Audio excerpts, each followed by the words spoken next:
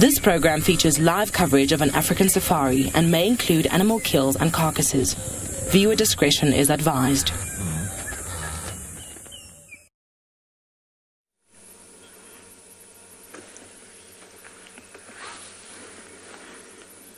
Welcome to the western fringes of the Kruger. We're watching these wonderful zebra having a bit of a meal. Isn't this awesome? Well, I hope you're ready. I'm very happy to take you on this virtual safari, so jump on board for CGTN's Digital Safari.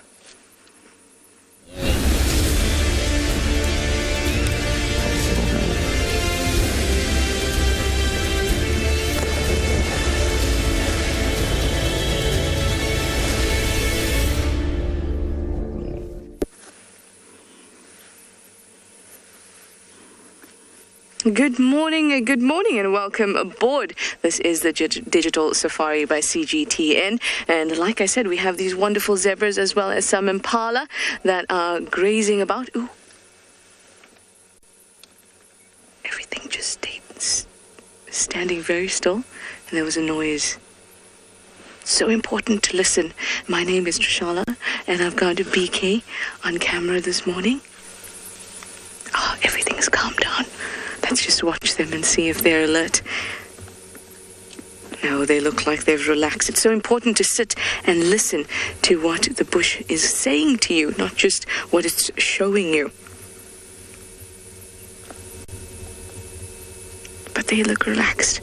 Well, guys, remember, this is live. It's happening right now across several locations in Africa, and you can chat to us using the hashtag CGTNWild or the hashtag WildEarth, and give us your questions, your comments. We'd love to hear from you. You can see it's much less windy today, which I'm very thankful for. It's about 12 degrees Celsius, 54 degrees Fahrenheit.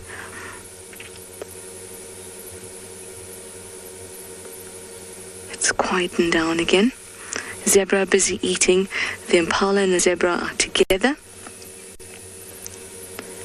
They're just a little bit further ahead. And the zebra would be grazing, looking for nice, juicy shoots, which there are very few left of at the moment, this being our driest point in the year. And this is when you see lots of herbivores feeding together. It's because resources become so scarce. Nice green vegetation is so scarce that they concentrate around waterholes, dams, riverine areas where it's nice and green. And you'll see lots of them feeding together at this time of year.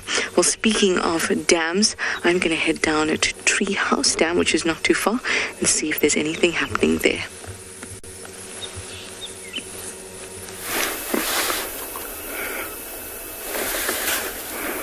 Hello and welcome to the Masai Mara. Here I have the Marabu stock and they are very busy. Good morning, lovely people. Welcome to Masai Mara. It's me again, Isaac Rotich. On camera, I have Big James, and we're coming live and direct from the Masai Mara. Remember to talk to us on hashtag CGTNWild or hashtag WildEarth. We're here to entertain you with live broadcast of wildlife in the Mara. I've come across these guys, and this is the other side of them. A Marabu stock is a scavenger, but it can be a very efficient fisher bird. Over here, they're using the advantage of their long legs and long beaks to probe in the water and wade in the water to look for frogs. That is what I assume is in this water.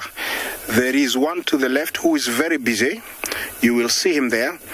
He is really looking for something. This is the other side of Marabu stock.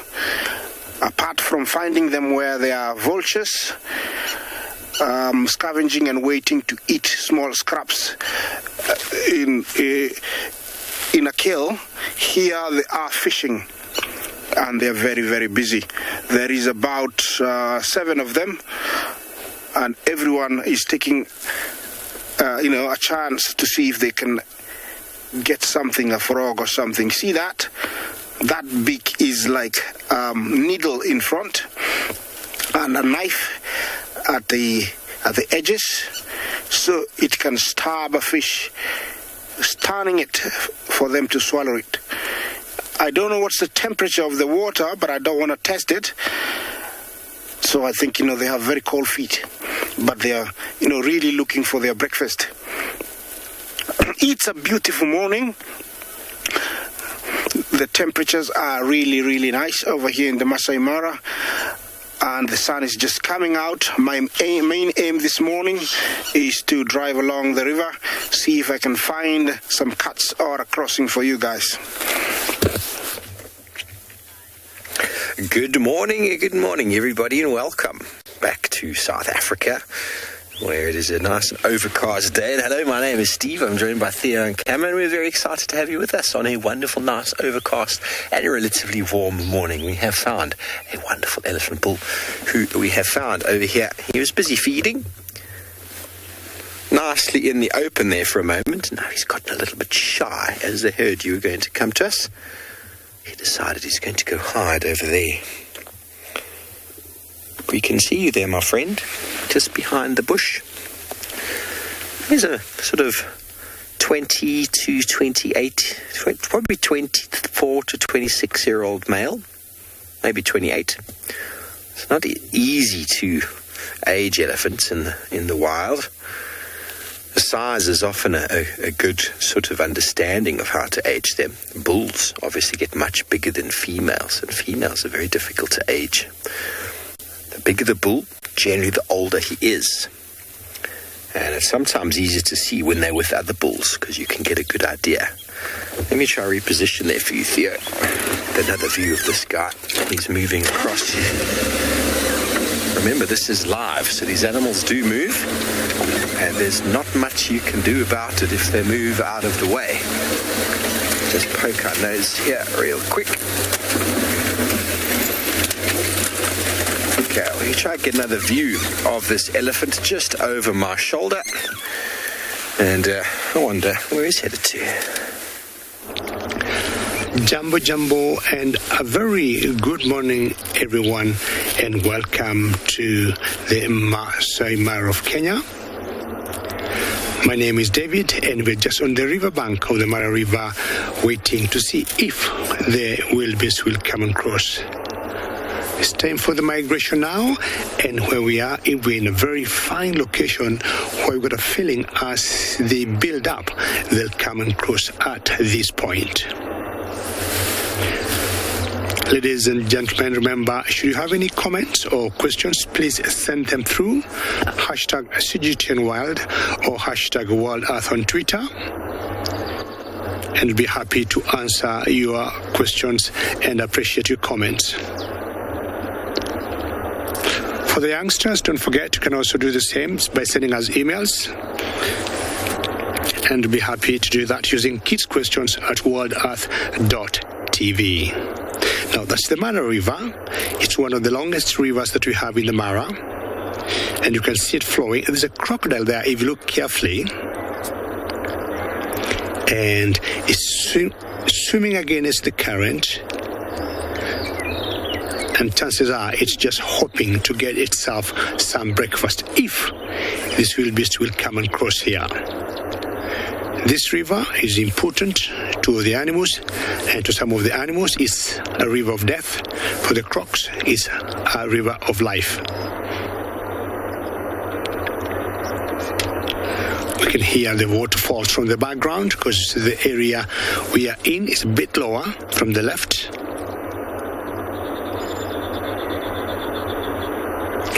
So we're just hoping against hope that this wildebeest will come and cross from this point. Patience is very key. So we always spend as much time as we can, but we'll always see some small little birds on the riverbank. Oh, that was a hippo there that just went breathing. You said blow some water out of its nostrils, 2 of them. And having eaten the whole night, they'll come back in the water and spend the day.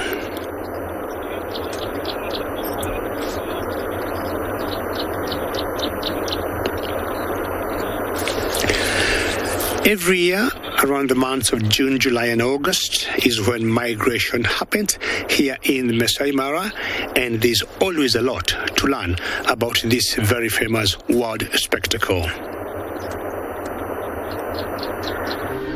From the southern plains of the Serengeti, over 1 million grazers move northwest through the western corridor, gathering along the banks of the Grumeti River.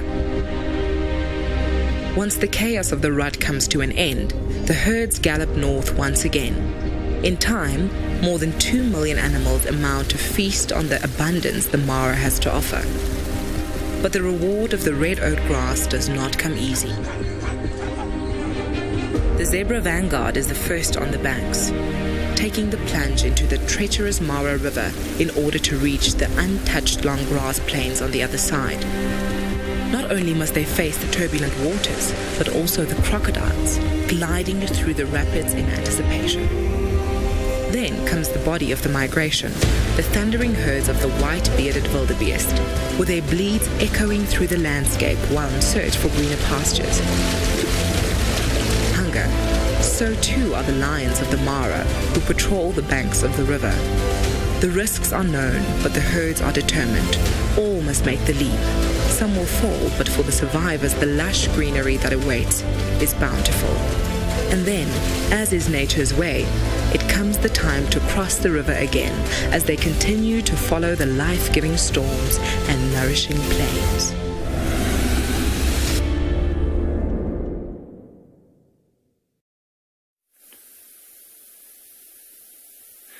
So a warm welcome to all our viewers, and how amazing is it being able to just talk about the Great Migration and actually see little bits a part of it and how all of it is just integrated in the whole circle of life. So I'm Nikki here at andBeyond in Ngala. I'm going to be here for this morning, and with me on the camera is Gert. Now, before we carry on, talking about how some predators and prey need to eat, there's actually something very interesting in the ground right there. So I just looked at it now, so I just want to quickly go and investigate and hopefully show some of our viewers what it is. Now,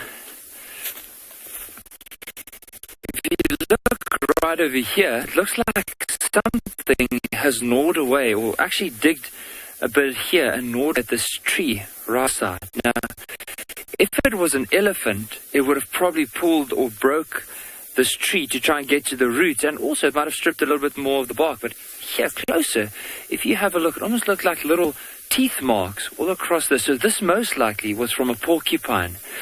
And I can just imagine with this porcupine early in the evening, I don't think it's too fresh. This, like just touching this and looking at the soil, this could have been from quite a while ago. But I can imagine a porcupine coming through here. And so with a tree, if you look here, notice the two difference in color. So you'll see this one is more of a lighter yellow color in comparison to this one here. Now this is where a tree will store most of its nutrients. And that's why the porcupine has been feeding around here, or if it can get to the roots, it will try and get to the roots. It's very interesting to watch.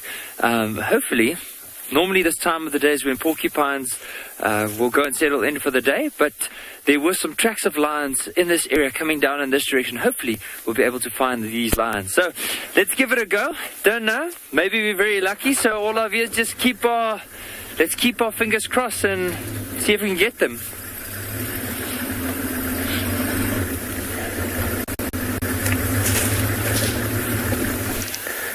Welcome back, everybody. We've found a bush. The bush is moving, and the very important part of being out here is your ability to listen. If you listen carefully, you'll be able to hear the noises.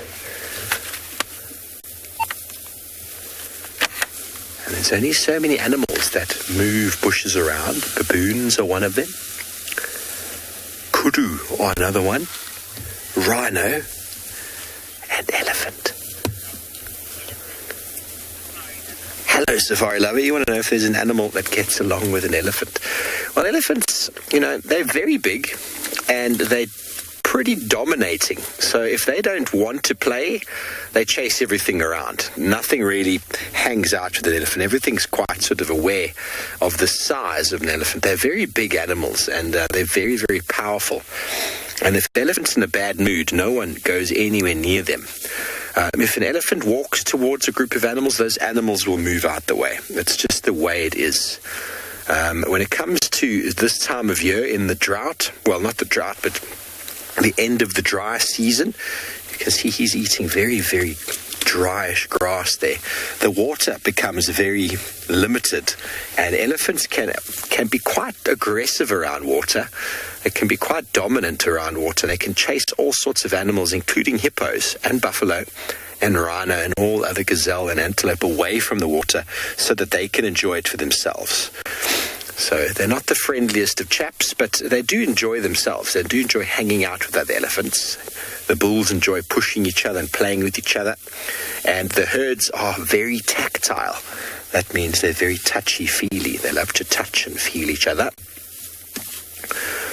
Very important for their social organization and communication, the touching and feeling. But this fellow is on his own. And I'm thinking it's the same guy we saw before. Actually, it might be another one because he seems a bit bigger. See if he looks at us in a moment, and you'll see how broad his forehead is.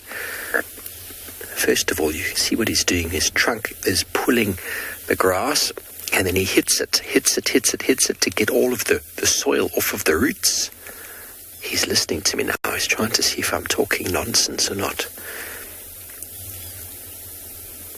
It's like if I stand very still, they won't see me. He's going to come say hello to us now. Here we go. Look how broad. You see where the tusks pop out of the head? And you see the eyes. If you draw a figure of 8 around the eyes and around those tusks, the wider it is at the bottom, the older the individual is. So we're going to spend a few moments here, see if we can try and work out how big and old he is, in fact.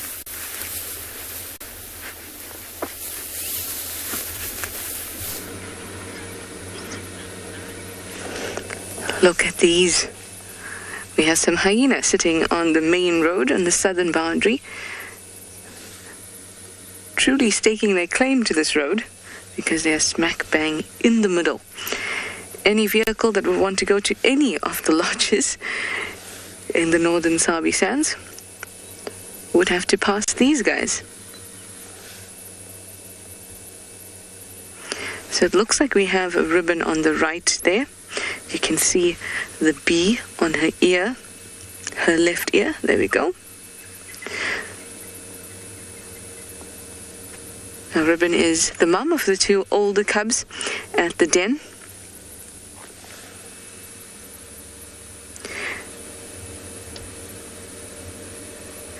And I think this animal on the left might be Comet, but he's got to get up for me to be certain.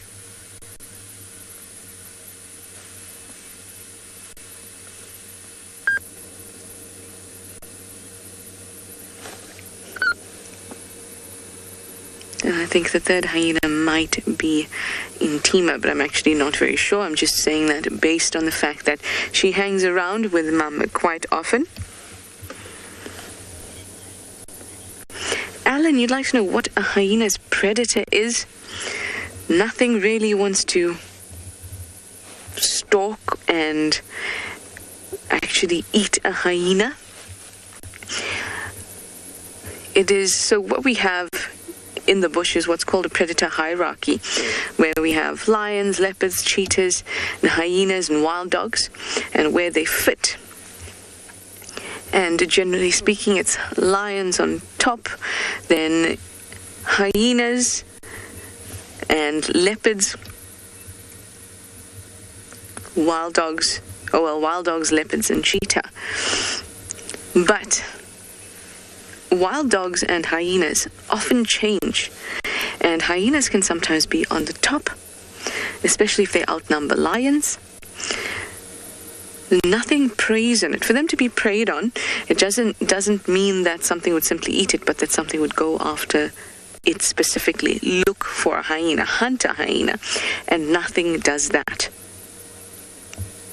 But that doesn't mean that if a lion comes across a sick or dead hyena, it wouldn't kill it and eat it.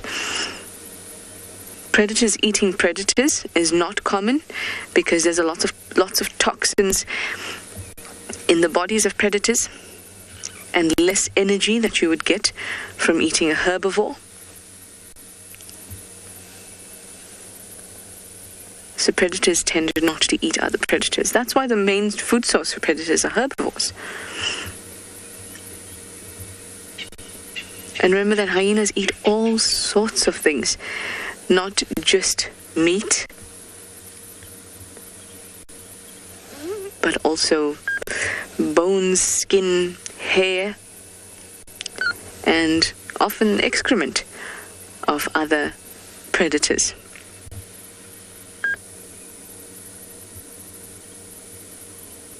So definitely not something animals crave for the taste of hyena. I think not.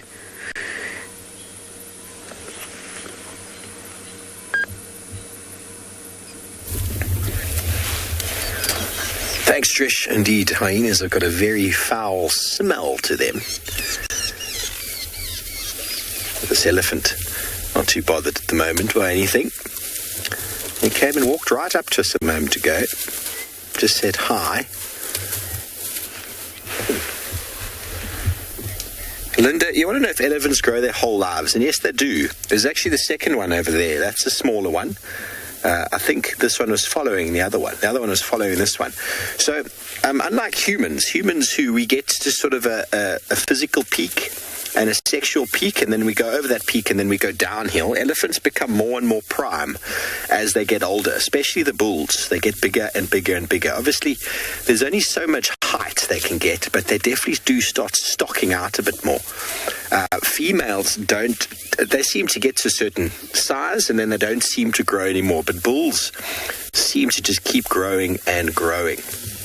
And it is the reason why elephant bulls, the biggest and the strongest, are the ones that do most of the breeding, and their genetics are passed on and passed forward.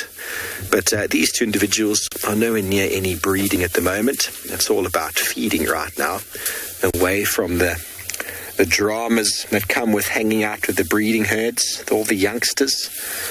These guys can move at their leisure and feed at their leisure. You see he's using his trunk on the bottom there. Theo, you see the bottom, he's pushing the little thorn thicket out the way.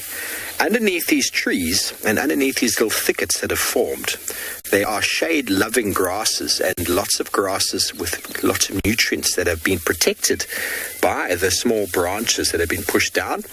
And the elephants are very aware of that, and they're pushing it out the way. They're actually smelling the grass, going, ooh, I know this grass, and picking it out of the basket of fruit, as you would if you closed your eyes and reached into a basket to find some fruit with your nose. You'll definitely be able to find exactly what you're looking for. And that's what these guys are doing right now, feeding on the juiciest and tastiest grasses that are still around.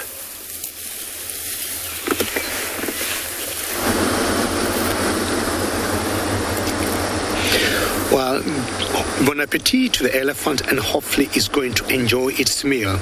Now, I was talking of this river being a river of life or death.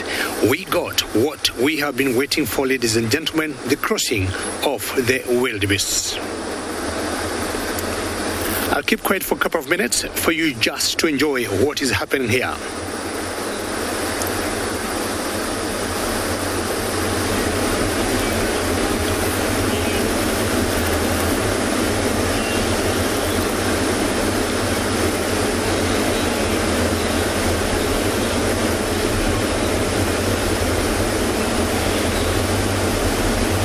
This is the biggest spectacle of the migration, or the highlight of the wildebeest migration in East Africa.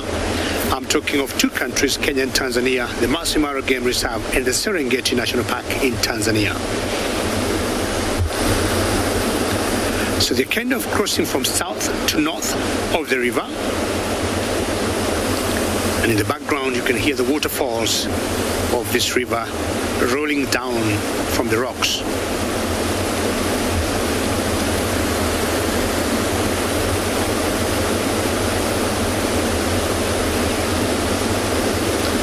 You can see other vehicles in the background, because this happening brings so many people to this country.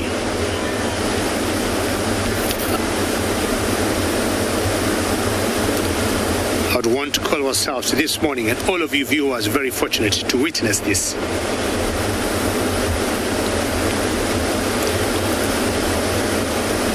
It's not easy for them to take that decision to plunge themselves in the water, because they know the dangers.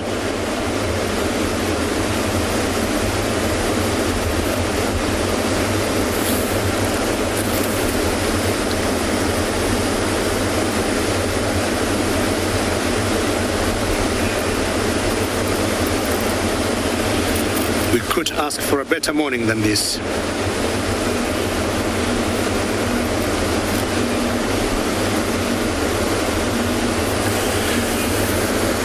Hosanna, what should happen when these animals are crossing? If the river has a much, I would say, bigger current, it's not good for them, and it affects them because, one, they get distracted because of the rolling water, and it's not very good for them. So they have to choose a place that's pretty quiet. So where we are is where the waterfalls are, but down another, 200 yards down the riverbank, Hosanna, that's where they're crossing from. It's much quieter there. But I'll tell you, yes, the current of the river affects their crossing. Very interesting, the places they choose to cross, because I do not think they calculate very well. Look at it carefully. It's very rocky, it's very rough. Some places are deeper than others, and you can see they have to keep jumping, because in their mind they know the dangers in that water.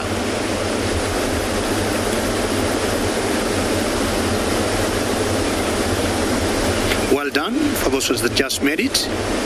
And I'll tell you, some of the predators that will be lurking around in the bushes waiting for these crocs, for these wildebeest, all that calf is trying, could be crocodiles or lions, and occasionally we have seen leopards laying ambush for these animals.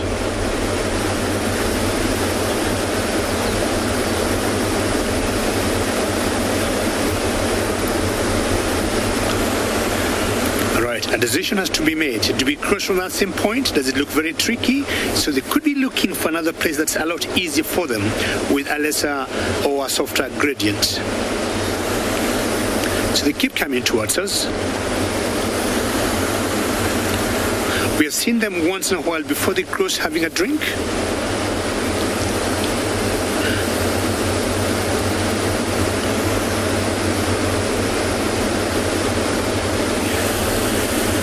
Lynn, you'd like to know when there will be some most likely to cross in the day. I'll tell you, it is very difficult to tell. You'll come here, like we were here like 7 o'clock in the morning, and they were just building up by the river. But a friend of mine that I met here, he told me by 6:30 they had started to cross in the morning. The day before yesterday, we got people, and including ourselves, we kept staying by the riverbank to find out if they're going to cross, and we spent like half the day by the river, and we saw a very short or small crossing. So it depends on when they make the decision or when the leaders decide it's time to cross. So it could be any time of the day. But Lynn, out of my own experience, the mornings and late afternoons are the best times to cross. So we are going to wait here because the numbers are still building up, and hopefully we'll see another crossing.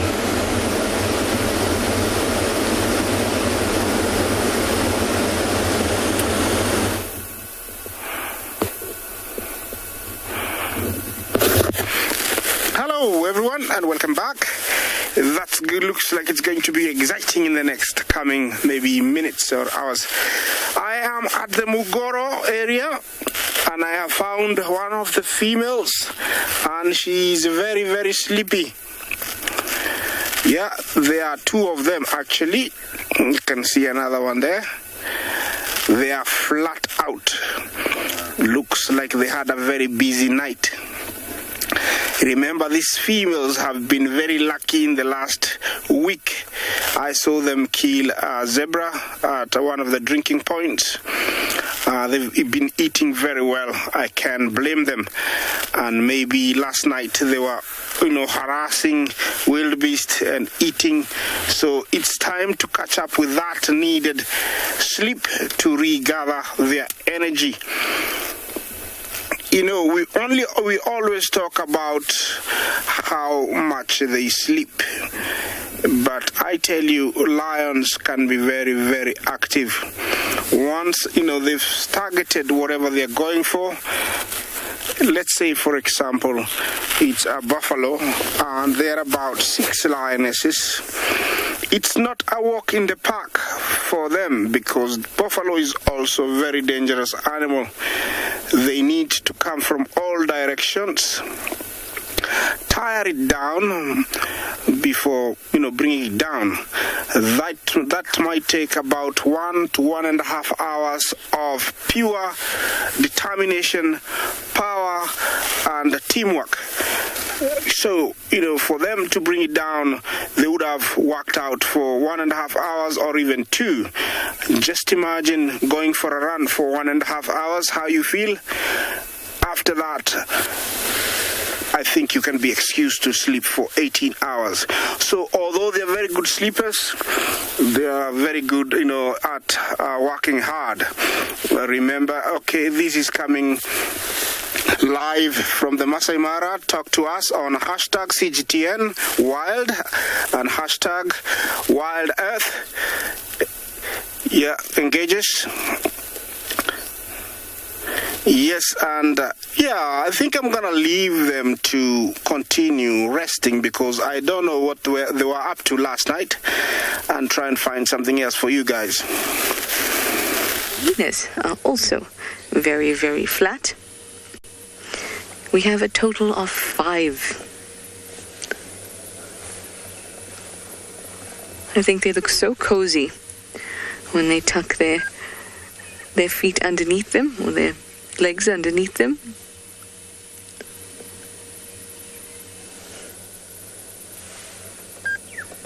They remind me of those pictures that you get of babies. When you get pictures of babies rolled up in flowers and things like that when they're very, very little. When they're like this, the hyenas remind me of that. I don't know how the babies feel about that comment.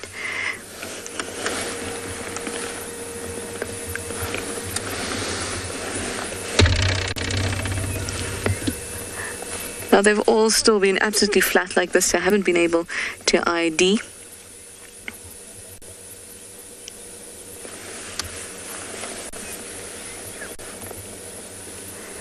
I'm sure that they have eaten something last night, or even early this morning, because they look pretty full and quite satisfied.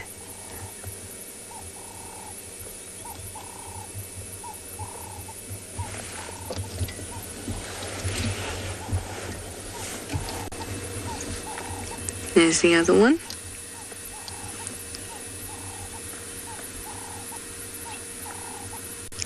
So peaceful. And then we have number 5 over on the extreme left.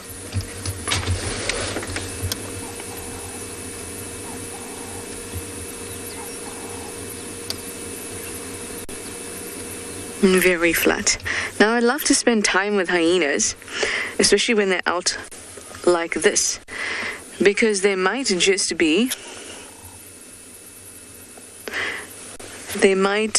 lead you to a predator. They often hang around with wild dogs or follow wild dogs if they know they're hunting. Even if they don't know they're hunting, they just kind of follow them because they're always looking for a meal.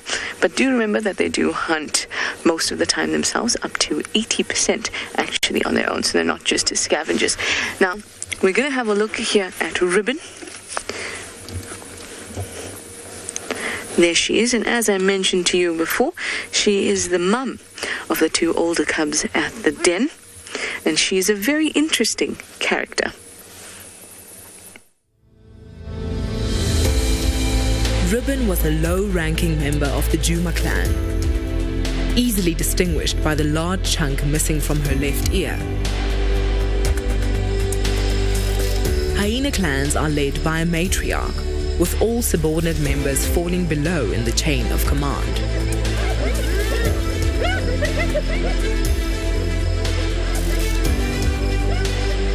In 2019, Ribbon gave birth to 2 cubs.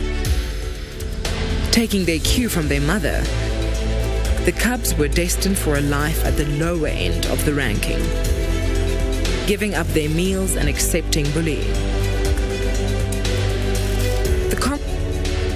Then the tables turned. Ribbon assembled a gang of fellow low-rankers and executed a coup.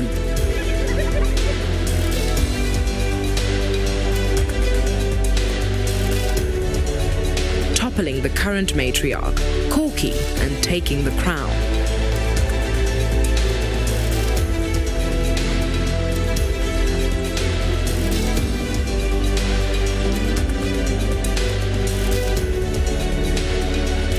Ribbon took full advantage of her new position, birthing another litter of cubs. These 2 will enjoy the advantages of the upper echelons of the clan. So too will Ribbon's older cub, Ntima.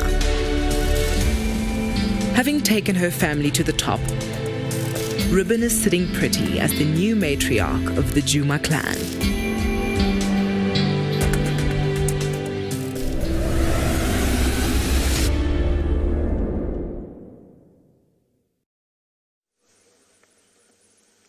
Sitting pretty indeed, sitting very cozily, I think.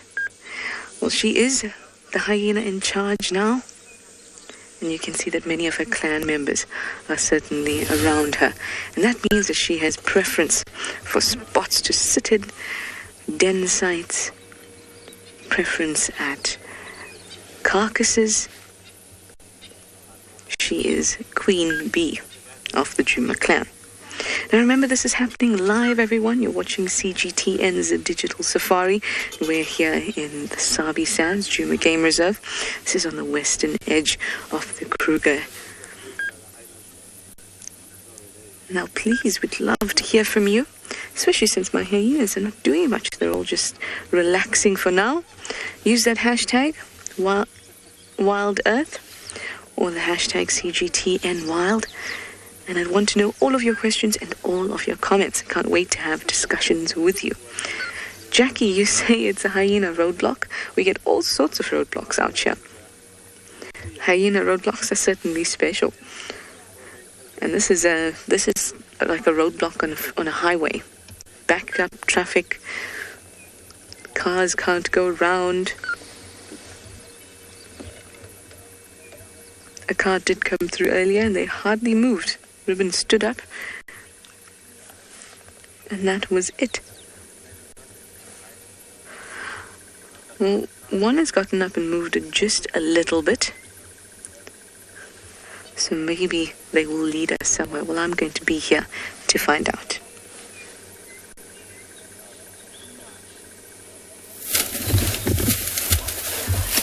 Thanks, Trish. Well, we're in a bit of an elephant roadblock of sorts as well. Because we don't really want to go anywhere right now. We're having some wonderful scenes with our 2 elephants. And we're hoping we're going to be able to give you a size comparison. The one on the left is the one we saw earlier. And now this is the much bigger one on the right. Now, it's hard to see really, but see where the eye is? Now go down to the tusk. And now if you get a square of the body in the front and you draw a figure of 8 around the eyes, the top of the 8 goes around the eyes and the bottom goes around the tusks.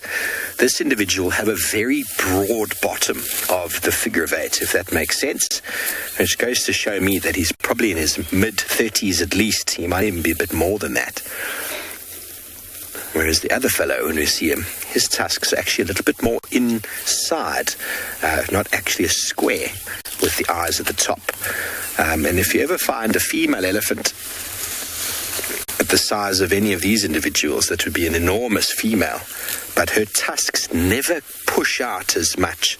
So the top of the figure of 8 is much more narrow than the bottom. Sorry, the bottom is much more narrow than the top, always in females. It's always very, very narrow. Dev, you want to know how long elephants live for? Well, in places like the Masai Mara, they can probably live a little bit longer because they feed almost exclusively on grass there.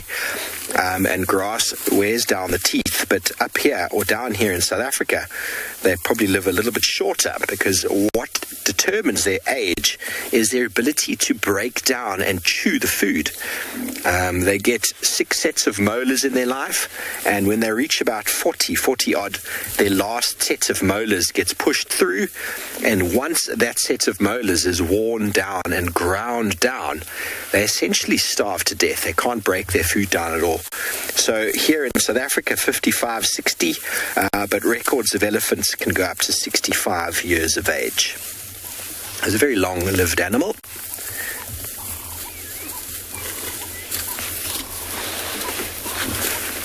And he's being very particular about what he's feeding on. These shade-loving plants hidden underneath these trees. He's not using eyesight at all to find them. It's all smell.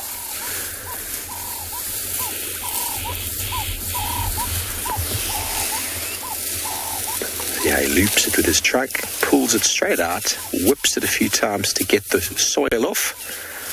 Nobody likes sand in their sandwich. And in the mouth.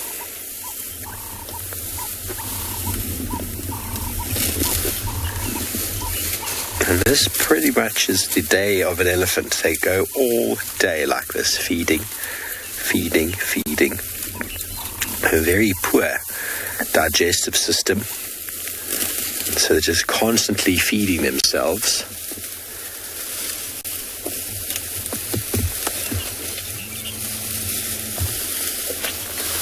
There we go. Now look at the front of his face now. If he looks at us, oh, come on, look at us. You'll see that figure of 8. They're being very shy today. But you can almost tell he's nowhere near as big as the other fellow, can't you? And they're being very specific about feeding on the edges of these bushes.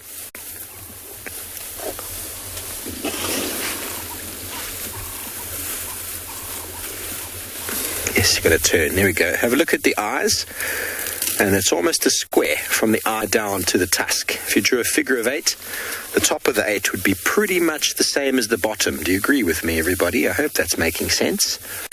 Now, when you look at this other fellow, you'll notice that is by no means the case. And hopefully these two are going to come closer together. We'll be able to see the size difference.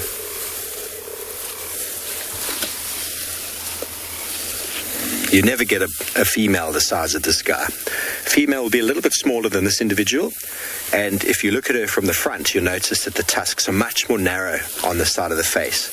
You never get them square. They'd always be down. It's sort of like a triangle almost with the eyes. Now, let's see the size difference. He's going to, come on, walk next to him. Doesn't look like much, everybody, but there is a noticeable size difference there when you think about the amount of weight that goes into the difference in size. Enormous amount of weight.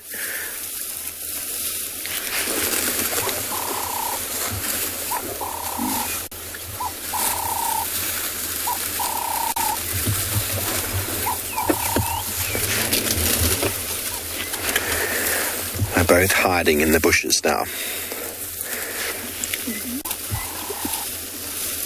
Okay, well, we're going to spend a bit more time here, see what our wonderful elephants get up to.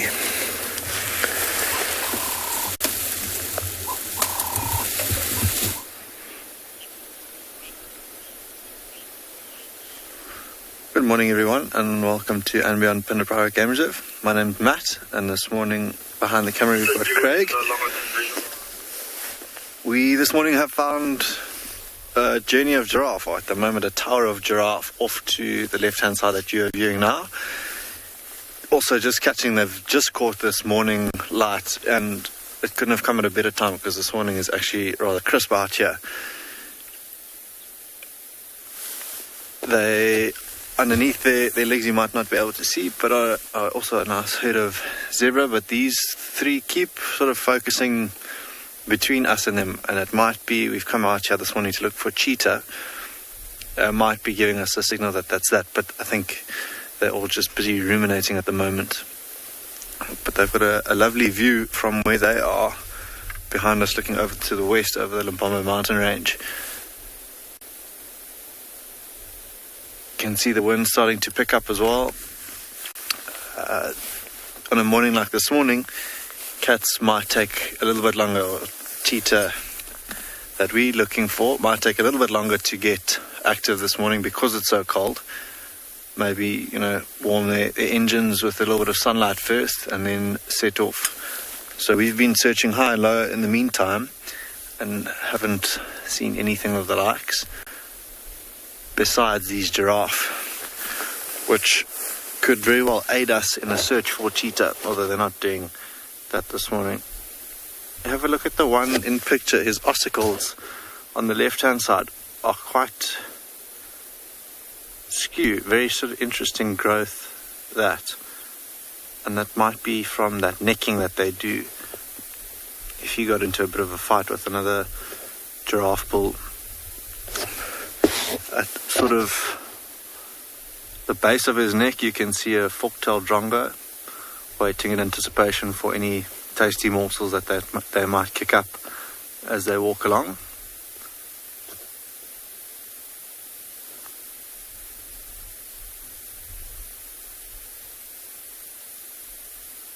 But I think also now that the sun's just crept up over the mountain for them, enjoying that little bit of sunlight that they've got.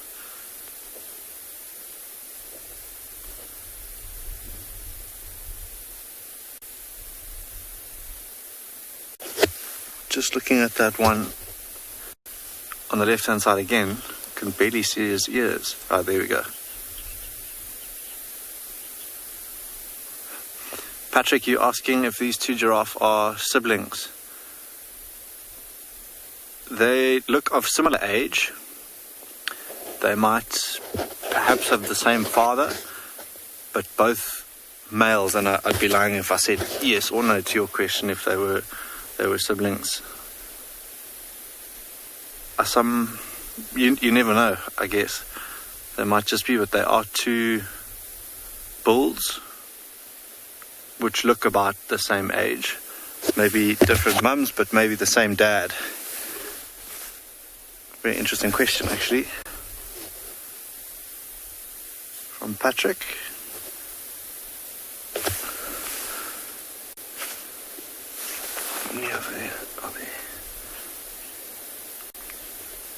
We're going to carry on in search of those cheetah this morning in the plains behind us, and hopefully we have a bit of luck this morning.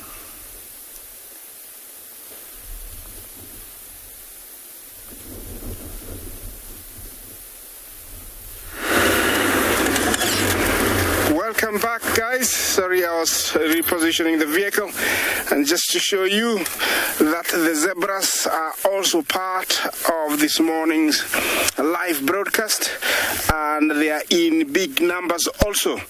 In this particular area, I think they are more than any animal this morning. Look at them, they also have a mission. Remember, this is the Bachel's zebra, our only zebra that we find in the Masai Mara. Yeah, there are quite a good number of them. They stretch to my right. We will be sharing that with you when the vehicle is positioned in the right position when I do that. Also over here today we have impala, and they're also happy grazing there. You can tell that looks like a very young male, 2 females and a yearling. Yeah, females don't have horns. Yeah, and they are very happy, comfortable. Those big ears act like a radar. They, fan around looking for, listening for any slightest noise in the long grass. More zebra approaching. And there's a Topy in front of the zebra. Yeah, all these are the common game that we always have year round here in the Masai Mara. Yeah, that is the beautiful scenery of this beautiful place that, I'm very happy to share with you. There comes the main character, and he's heading away. You see him there, the wildebeest. Yeah, I don't know why he's so shocked, and he's staring at something. I don't know. Yeah, he's all by himself. Yeah, although there are so many, sometimes you would come across lone ones like this that either they crossed last, or maybe they got spooked and he ran in the wrong direction. He ends up spending a few hours and then eventually finding the main herd to join. Here looks like it's a dazzle. A collective noun for zebra is dazzle, and that one there, thick neck, is a male. The rest are all females. So you look at him, you look at the mane, and look at the neck. Definitely it's a male. It's a beautiful animal. Look at it.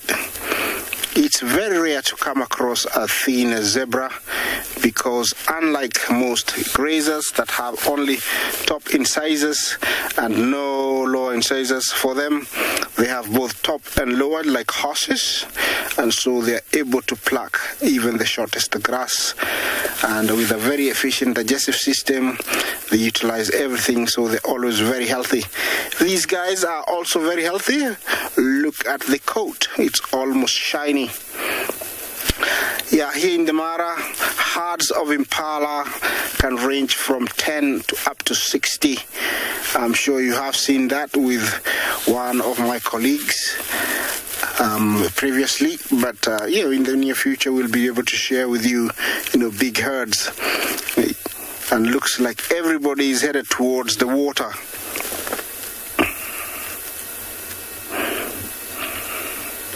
Shane, you ask if all these animals eat the same grass. Yes, they do. And just to remind you that grass is the most abundant, crop in the world. It is everywhere, and so they all eat grass. Yes, there's different types. There's giant bristle grass, sporobolus grass, red oat grass, wire grass. You name them. They're here, and all of them share the grass. Of course, there are those ones that love, they're really dry. Others love soft. Others love top. Others love the below. So they differ, but they all eat grass. Look at the line. It's been going on and on. Oh, and look. I hadn't seen that. A nice herd of wildebeest. Look looks like it's another movement being discussed. It is very typical when you see them grouped up like that. It means a movement is about to be triggered. Typical of, this wildebeest. Yeah, today I'm hanging around an area close to Mugoro. The river is not very far. I'm hoping to catch a crossing around this area, but who am I to say anything? It's a lack of draw. So I will be following these guys. Looks like right now they're just milling around and eating. I will be following them and see if they're going to head to the river.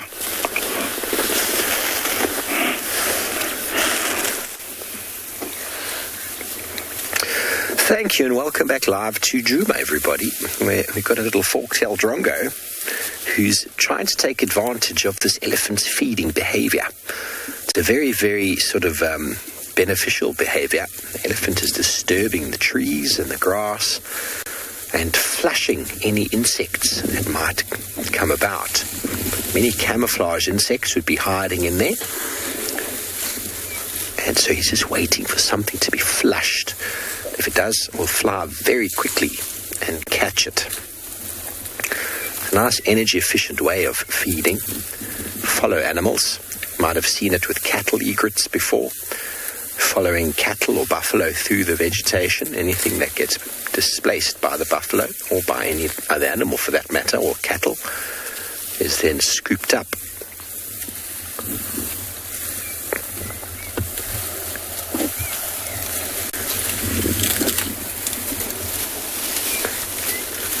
Quiet for a moment to let you hear the noises.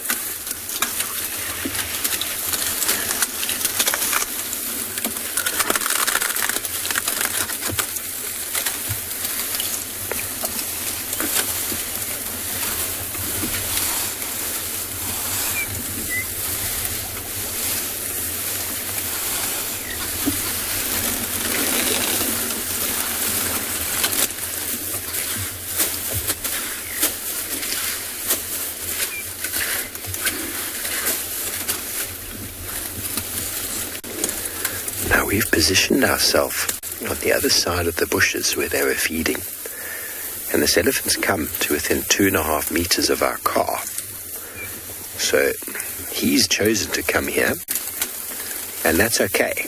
We haven't positioned ourselves in his pathway. And if he comes closer, it's okay. We just sit very quietly and very still. And if they come closer, it's their choice. They've got plenty of room to maneuver. Plenty of space to walk around us. We're not sort of blocking them in any way, so this is quite important behavior. If he decides to come closer, that's his own choice. He's not showing us any signs of discomfort. His eyes are quite soft and quite mellow.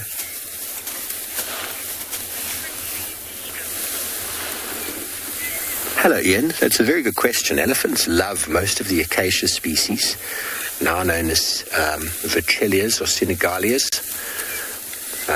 When you do find them, they do get very, very well utilized. But it also depends on the time of year. In the winter months, elephants are smashing all sorts of trees, especially the bark and the roots. Red bush willows are getting eaten. Torchwood trees are getting eaten. Marulas as well. So they are very selective, but at the moment, what they're also feeding on a lot of is the weeping wattle, African weeping wattle, on the bark specifically, leaving the leaves alone. So many of these plants have got enormous amounts of not just nutrients, but medicinal value that these elephants are capable of figuring out and finding. And a lot of the plants have got sort of stuff for the digestive system, medicinal values for the stomach, ailments that we actually utilize them for as well, through decoctions and teas, for helping with gas or inflammation in the tummy. And elephants have got enormous digestive system. Well, it's not very efficient, it is still enormous. And so they will feed on things to help them with a little bit of gas, a little bit of inflammation, possibly some pain. He's hiding in the fork-tailed drongo. There we go. Maximizing on insects that are being pushed away.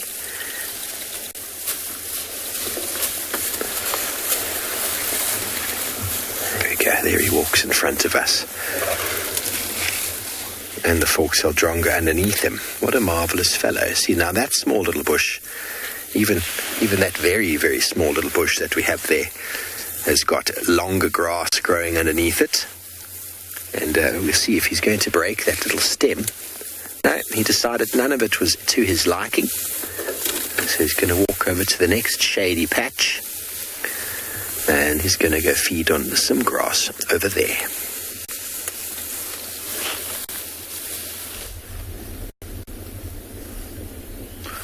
Welcome back to andBeyond Phinda, everybody. We're, like Isaac this morning, in anticipation of crossings. We've just had a herd of wildebeest that have bolted past this particular watering hole. No type of crossing, but we thought they were going to come down to drink this morning. We are still a couple of impala who are equally as shocked as us that they didn't stick around to drink or come down to drink. See, yeah, they're looking at us like we are at them, trying to find out what spooked those wildebeest, but they, hightailed it back behind us into another little dried up watering hole at the moment.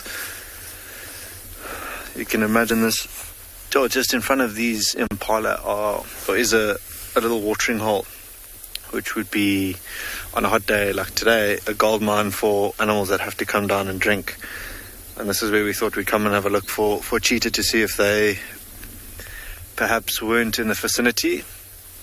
If cheetah haven't hunted successfully in a couple of days, they too obviously need to drink and will come down for a drink. But no tracks or signs of them around here. Starting to warm up. A couple of birds of prey have taken to the skies as well.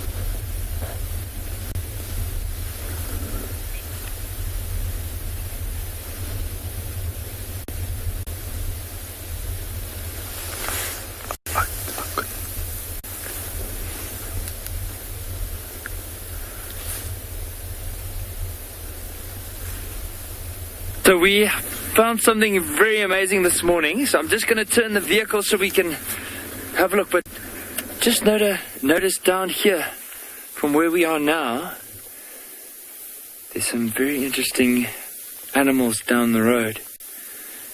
So we just found 7 wild dogs that were coming down, and some of them are actually stained with blood. So I think they might have just made a kill and now slowly starting to move off.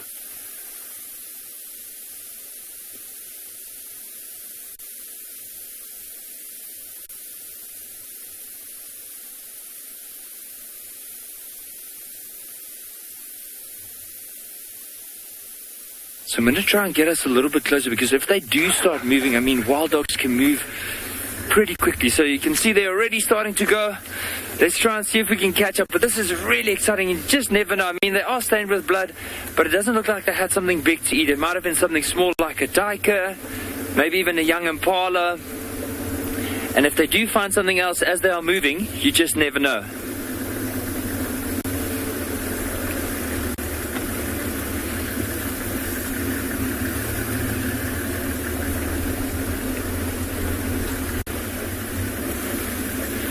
So what we'll do is, as soon as we get onto the ridge, we'll see if we can get another glimpse of them.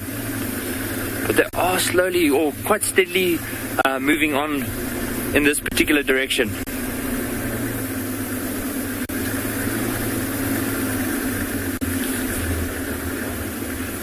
Okay, let me move forward.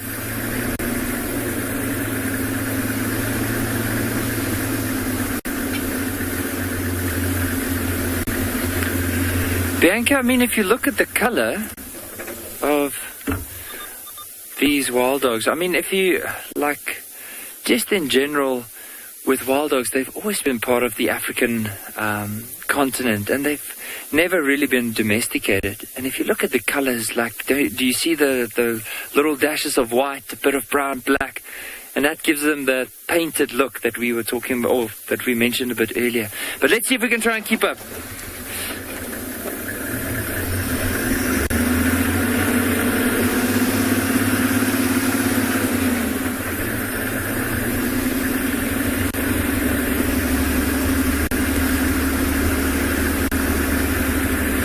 And there's sometimes, what I want to do from here, before I get to your question, I just want to loop into this block and see if we can get another glimpse. But, so wild dogs, sometimes they can be by themselves. There was a female here at a stage that was all by herself, and she actually then started looking after the jackal puppies near one of the open areas not too far away from here. So sometimes you do find them themselves if they don't have a pack, but normally they'll be within a pack. You can actually see them moving through the tall grass here.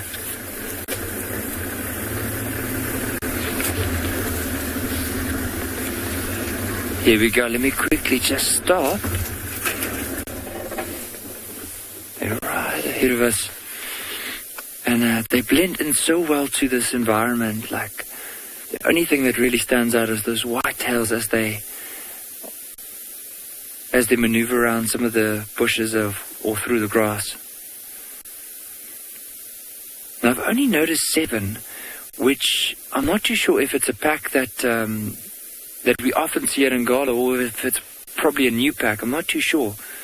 So the best would be is let's follow them for a little while and see where they eventually head off to.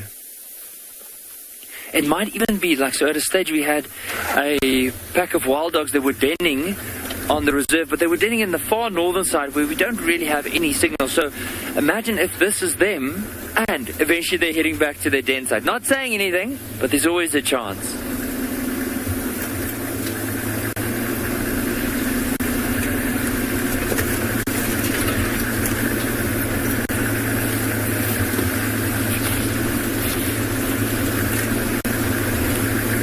But it's just incredible to be able to follow wild dogs like this.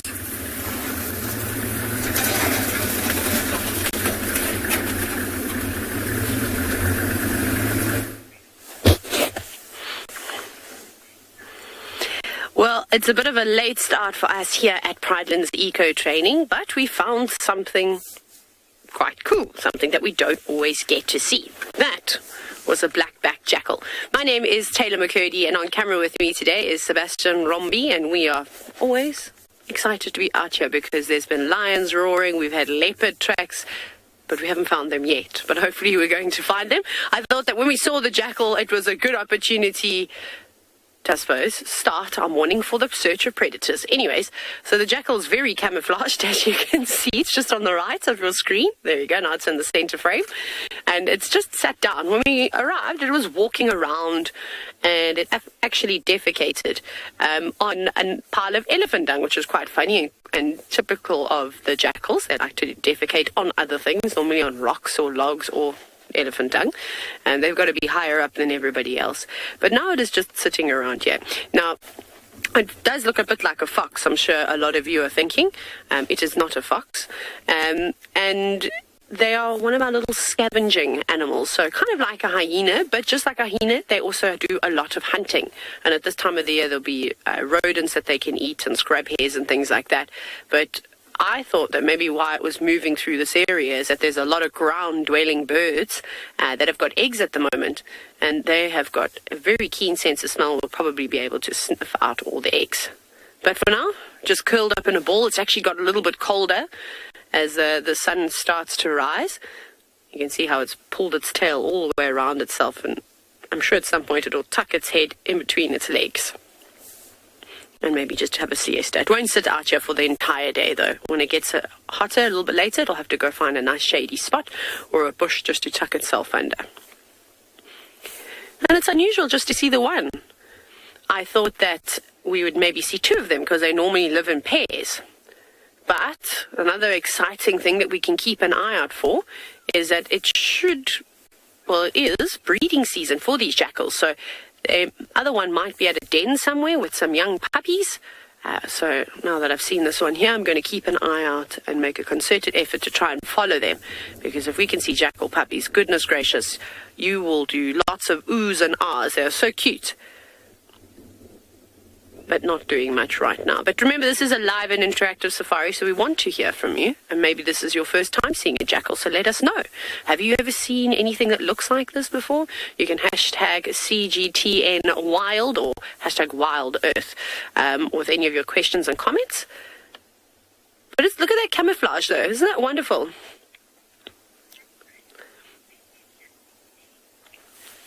Thank you very much, Patrick. I was waiting for someone to ask, where do the jackals den? So normally they'll use little burrows under the ground. If there's an abandoned termite mound, maybe something like a warthog or an aardvark or a porcupine, maybe they've been using it before, they'll use something like that. Otherwise, just like dogs, they're very good at digging. They've got not very sharp claws, but they've got quite strong claws, and they can pretty much use any tiny little burrow. Here, I haven't seen a jackal den before, so I don't know what their preferred den site would be. There's lots of fallen trees around here, so they could use something like that with a burrow going underneath it. There's many, many opportunities. Can you hear the birds calling? Go away, birds. See how that jackal immediately pricked its ears up? Another useful tool is knowing what jackals sound like and their calls, and also knowing that they like to follow big predators around. So if you ever see a jackal running down the road, it might be worth following them for a bit. Or if you hear one making a strange howling, screeching noise in the night, go and have a look. It might have pointed out or found a leopard, and then we'll let everyone else know. But I don't think that the birds are saying anything important because there wasn't much reaction from this little jackal. Just going to sleep now. So it's been busy all night long. But if it's a nice cool day, they might be active during the day as well.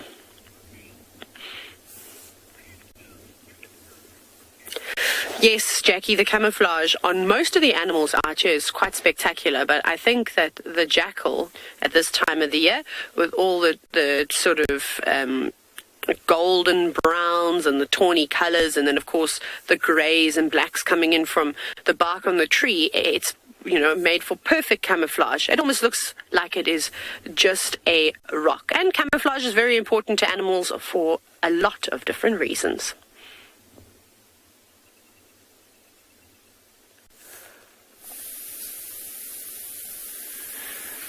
So have a look at what these wild dogs are doing at the moment. So this is an area where hyenas would normally scent mark. And these wild dogs are going and scent marking. Now, the thing about wild dogs are they not really territorial. They don't have territories, but they have home ranges. But still, within that home range, they'll mark an area. And have a look at how most of them, they've probably picked up a bit of a scent that's grabbed their attention. And now some of them are marking on it, others are just sniffing.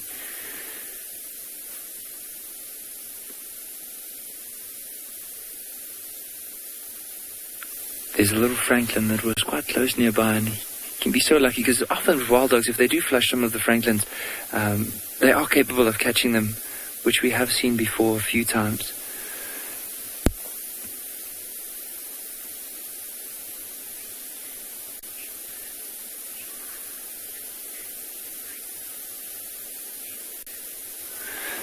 Deborah, wild dogs they're pretty scattered across Africa. I do know in South Africa you'll get quite a few. You'll get up in Botswana, Namibia. I'm not entirely too sure about like the numbers of wild dogs, especially up and towards East Africa side. But I do know in Southern Africa, Botswana, Namibia, South Africa would definitely be some of the areas to be looking out for them. There's a hyena, so where some of these wild dogs were moving from, or were originally like in the road at the back.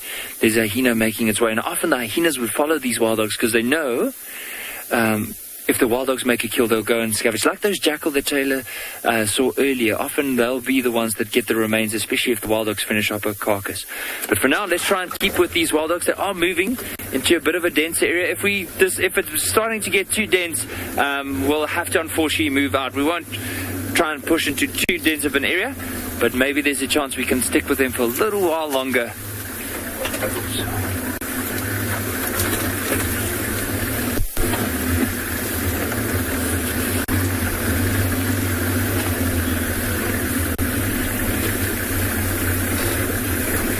So what we're going to do is, while we are following these wild dogs, we're going to just show you a little bit more about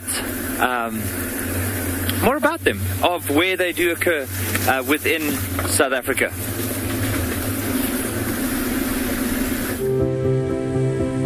This is the African wild dog. Much like wolves, they live in packs led by an alpha pair.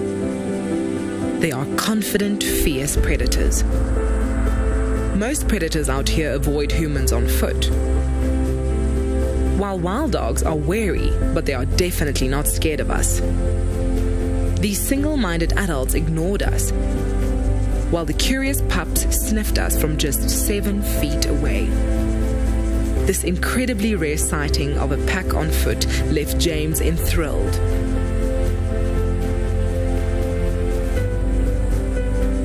Research shows that wild dogs hunt in a haphazard fashion,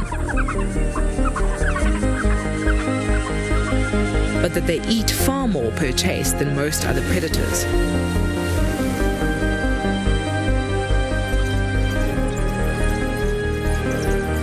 When they catch their prey, wild dogs tear their meal to pieces in a seemingly vicious manner.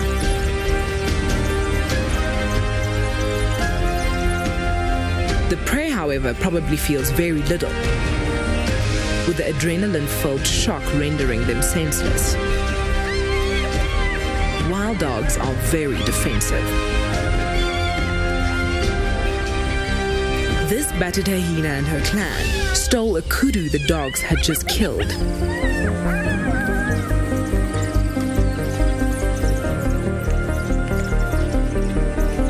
They may be playful, but this endangered species is a wilderness force to be reckoned with.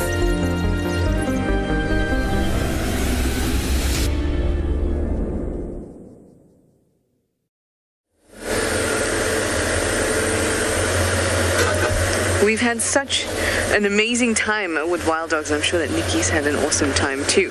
Now, the wild dogs, the ones that we had with all those puppies, they're not on the property anymore, but Thandi is close by. Well, at least her tracks are. And that's why I'm checking very, very carefully in the Mowati, because they seem to have led down this way. The Mowati is our dry riverbed here on Djuma Game Reserve. And I'm hoping to find us this leopard. Now remember, you are watching CGTN's Digital Safari. Isn't that exciting? And most exciting is the fact that you get to find these animals with us. We get to spend time with them, and you get to ask us your questions and give us your comments using the hashtag CGTNWild or the hashtag WildEarth. And it's all happening right now, live across several locations in Africa. I think that is spectacular. It's like I get to meet all of you and we can have these wonderful discussions about wildlife. And I haven't even seen your faces, which I think is awesome.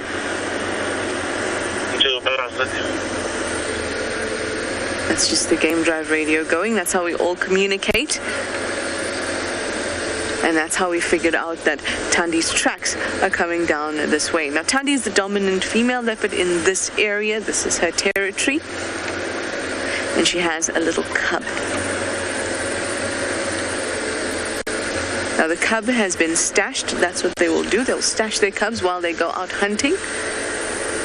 And she seems to have stashed it in the northeast. But she herself has gone out hunting and moving in this direction. At least her tracks say so. So hopefully we'll be able to pick up on the actual animal and get to show you a leopard.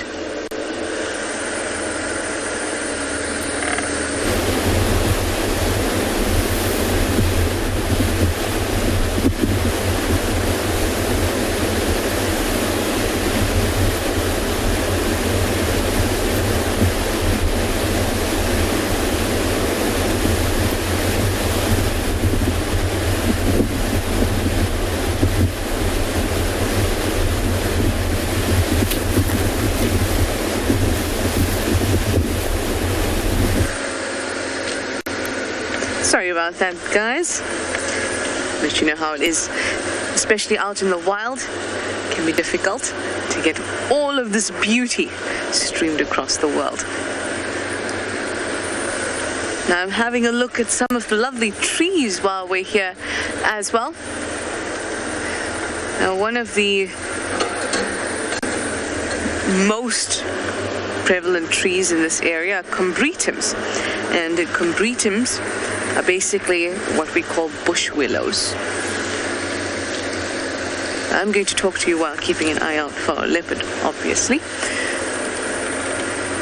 Now, two that are often confused is the russet bush willow and the red bush willow. So I am going to tell you a little bit about the russet bush willow, since there is one here, and then when we find a red bush willow we can do a comparison so we can learn a little bit more about the environment here on Djuma. Now I'm being picky and I'm trying to find a nice one. Okay.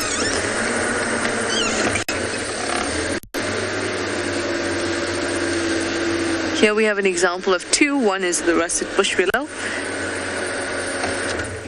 which is right here. You can see that the bark, they all kind of look the same, but I'm 100% to say to you that when you get used to the trees, you'll be able to identify them. They won't all look the same. But the bark is quite dark, and you can see that it's finely fissured. So it looks a little bit scaly, but quite fine. And if you go up to the leaves,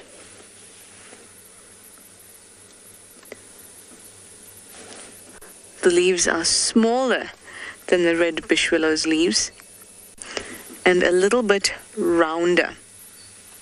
They still have an apex, or an area that points the tip of the leaf, but it's a lot rounder. Now here I've picked some of these leaves. These were prepared for you previously. Cherry bell, you'd like to know if this is an evergreen tree. It is not. This tree is in the Mulwati at the moment, the dry riverbed, and so there is a lot of water that's collected in the water table underneath, and that's why it's still a little bit green. But if we have a look at the leaves I've collected for you, you'll see that we have a very dry brown leaf here. And I'll show you in a moment, but if I touch them, they'll all fall off. Here you can see this one is already starting to turn. The chlorophyll that's giving it the green pigment has degraded. Here there's still chlorophyll in this leaf. Here also degraded. But the most important bit that I wanted to show you, and in fact we could probably, let me just break one of these off, is that the leaf is round, quite rounded. And it's got a little apex. You can see that if there was no apex, the curve of the round would just end there, but it's got a tiny little apex at the end there. The red bush willow has a slightly more elongated leaf, and the apex is longer, but we will do a comparison. Like I said, this tree now has leaves on it because it hasn't experienced the same type of dryness that the leaves or the trees that are on a rise or on a slope have experienced, because it's right here in the Mulwati. And if you touch them, the leaves fall quite easily. And that's because of something called leaf senescence.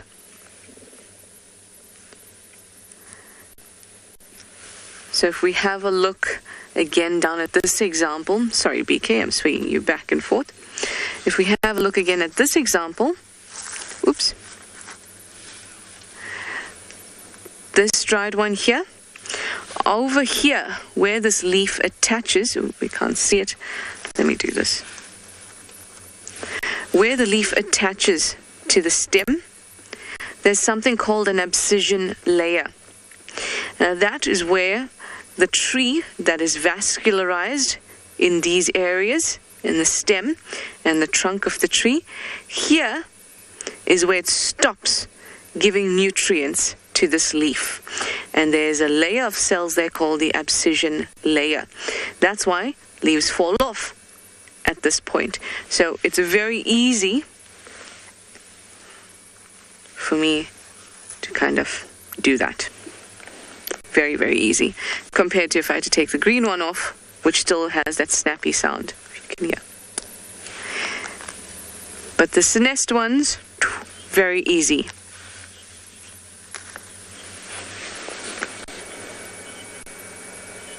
Peachy, you'd like to know if there are any trees that are poisonous to animals, like to elephants. Yes, there are. Short answer. In fact, all trees can be poisonous. I'm going to just shift you over to this leadwood so we can have a look here. So poisonous means that there is a poison that's collected in the leaves or in the tree. We do get things like a poison apple that you would not want to eat, or any animal would want to eat, and especially during the dry season when there are lots of animals looking for good vegetation. If you see a fruit or leaves that are not touched, you can be quite sure that animals are avoiding it for a reason. But buildup of toxins can cause a similar effect to poison in a tree. So sometimes herbivores will eat too much of a tree with lots of tannins and terpenes in it. These are compounds that are not good for it, and that can actually kill them too. Now what you're looking at there is a beautiful big leadwood, which is also a combretum, and we'll chat about it a little bit later.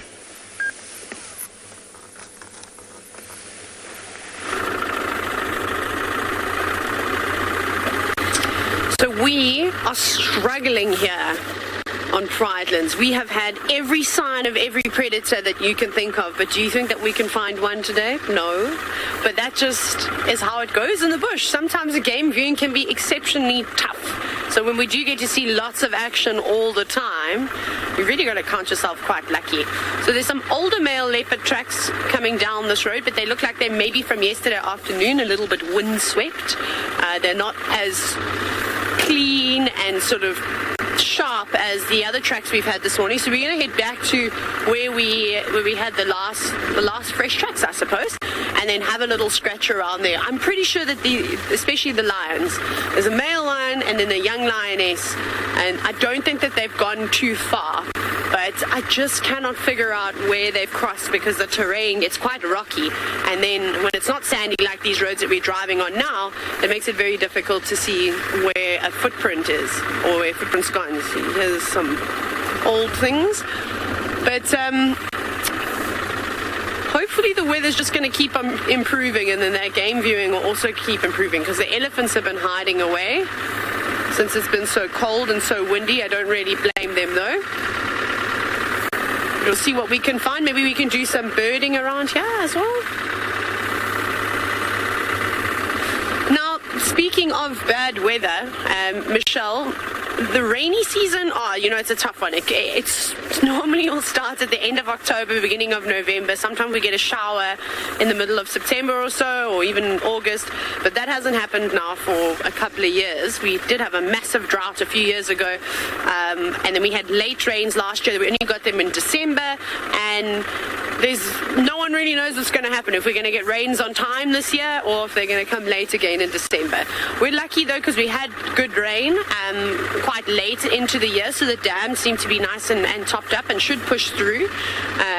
Whereas I remember in 2015, at this time of the year, there was no water. Absolutely nothing. It was bone dry. The bush looked like the desert.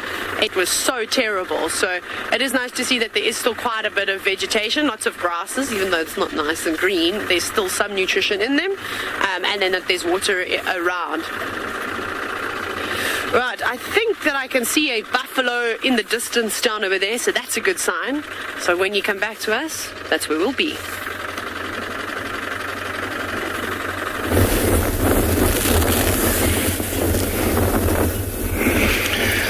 Yeah, once again, back in the Mara, and with something slightly different. Our biggest land mammal. I have a beautiful big herd of elephant.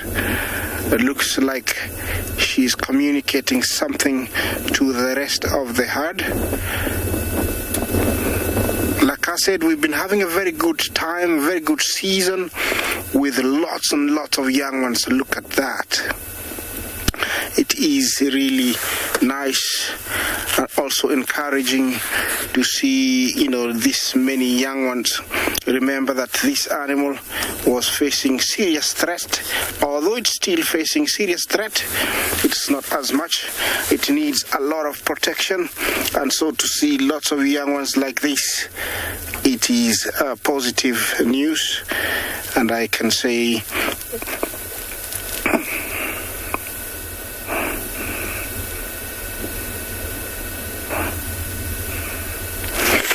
Butterfly, thank you for your question. You asked me, what time of day are elephants most active? I would say very early in the morning, where it's cool, and late afternoon is when you see them really, really active.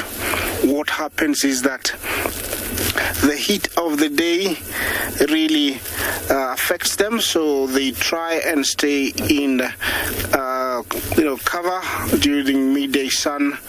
So they're very active in the morning and evening over here, and I can tell these guys are heading towards the river, maybe for a very much wanted drink that they haven't had maybe in a day. Remember, they are water dependent elephants. They have to drink every day. But in some areas of Africa, like in Kalahari, some parts of Botswana, I think some parts of Chad, and those parts where the scarcity of water, they can go up to a day or two without drinking. And also they travel long distances. It has been documented where they have traveled up to around 200 kilometers in search of water. So they need to drink as much as possible. Over here, they are quite actually not stressed out because there is enough watering holes.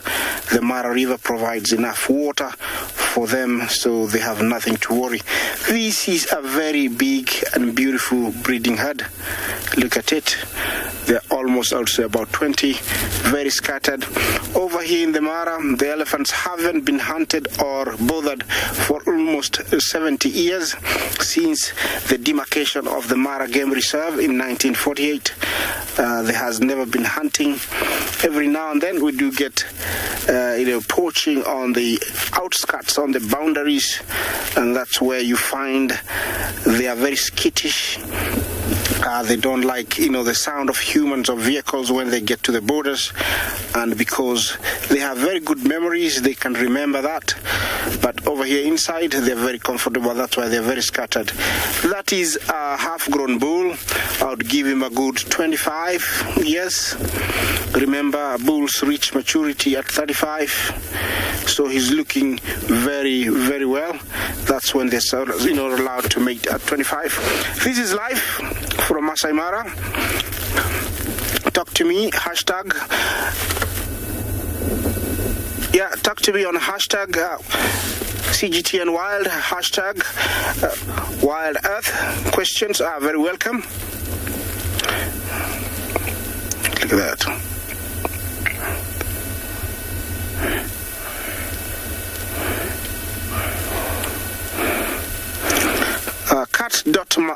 Cat.my tongue, you ask if they do migrate. Well, they don't migrate, but what happens is, unlike cats that have got territories, they have very big home ranges where they roam long distances up to 200 square kilometers. Some of these elephants you see here, sometimes they go all the way to the southern Serengeti and all the way northern Mara. That is a distance of about 250 kilometers. So they go long distances. It's not actually migrating, but the matriarch leads them to areas where she thinks there is potential food that they need that is necessary for them at that specific year. She is very experienced being passed on from her mother and the previous generations, so she knows what is best for her herd, and so they move these long distances in search for something that they really need. Yeah, once again, a beautiful sight. I can never complain having this every day. They are approaching the road further up, so I'll be driving so that we can have like one-on-one experience with them. I don't know if I'll spook them, but allow me to move closer. I'll drive slowly so that I don't disturb them. But this looks like a very beautiful, nice big herd of them. Very scattered like this means that they're very comfortable. They haven't been harassed. This is a very protected area, and it's nice to see them like this. This is one of the crossings where I am actually, but there is zero wildebeest. It's just empty, and this is what happens. But they have crossed to the other side, and they will be, coming across this side in the next couple of days. So I'll be waiting for them to come back, because they're always crossing to the other side and back to our elephants. See how scattered they are? That tells you they're undisturbed. It's beautiful to see lots of young ones.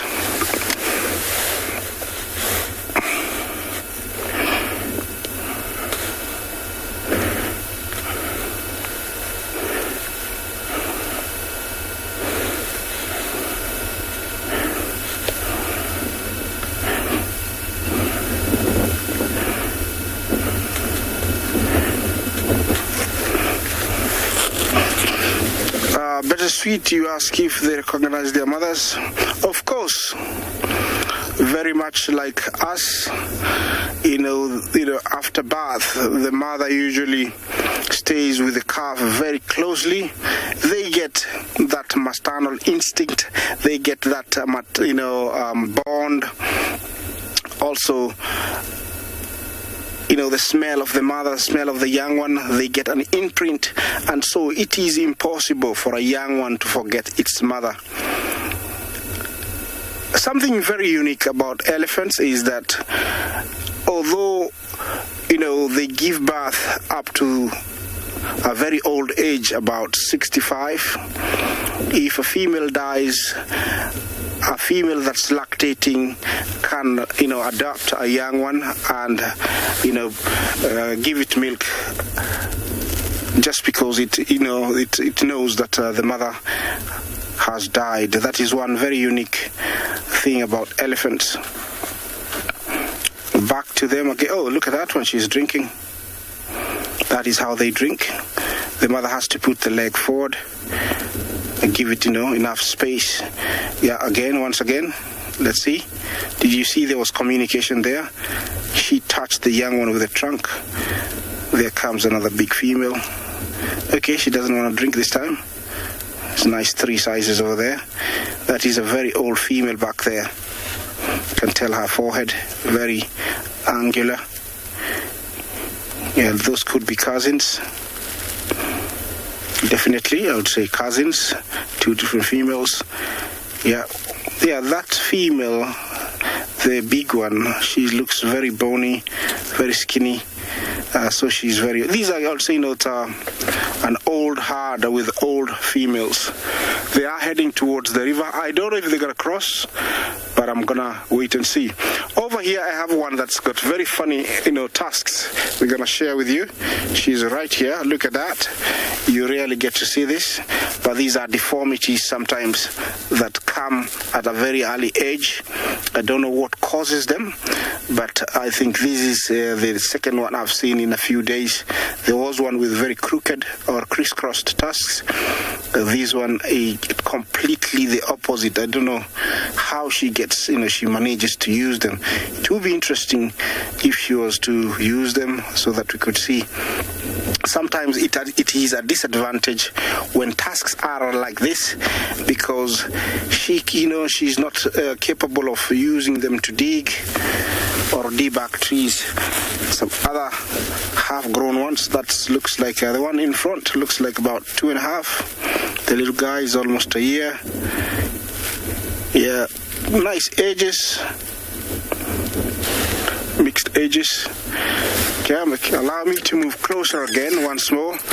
This is a really nice experience. I hope you're enjoying this. Yeah, you don't always get to see a nice big breeding herd of elephants this close to the road and out in the open enjoying their grass. Yeah, now I'm gonna be very, very close.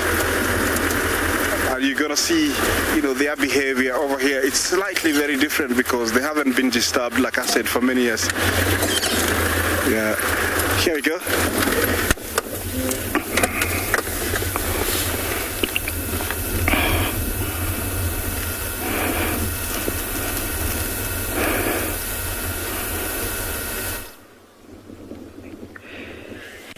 Isaac, I'm very envious because I absolutely love following elephants and I'd like to sit with them this morning, but instead we've got, again, something smaller. We're focusing on the little things here at Pridelands. We have got a family of squirrels in a hole in a tree. Look how unimpressed they look today, all fluffed up, not enjoying this miserable weather. They also checked all the weather apps and they said it was going to be nice and sunny.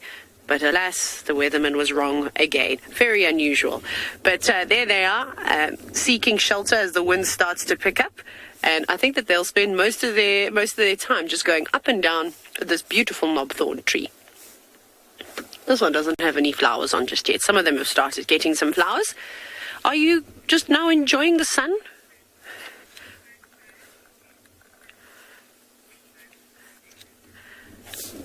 Toto, here we go. You're looking at the house of this particular family of squirrels. So there's going to be one male here with many females. It's very difficult to try and follow the same individual squirrels. But you look at this perfect cavity carved into this tree, and there's lots of heads popping in and out.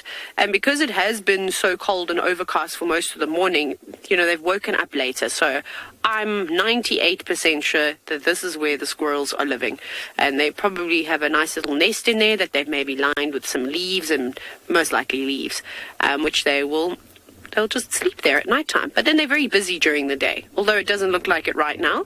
But we've had some great sightings recently with, and it's probably my favorite time of the year to watch squirrels, is because they have to dig up all their food that they've stashed during the summer months. So they dig up nuts and any seed pods or anything that they've kind of buried. But look at the second head. And they're very social. Squirrels amongst their families. Obviously, they're quite territorial to other squirrels.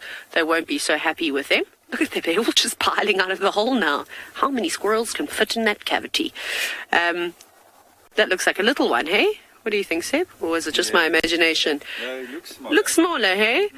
Yeah. So probably maybe a mother and some youngsters, or maybe one or two mothers with some youngsters. It's a little bit difficult to tell, but it does look significantly smaller. So they'll huddle up nicely for warmth, although you can see that they do have lots and lots of hair to keep them nice and warm. But they don't look very impressed. Not at all. I mean, there were 4 at one point, but I wouldn't be surprised if more started poking their heads out. You can see that one on the left actually looks like a little bit tired. It keeps closing its eyes.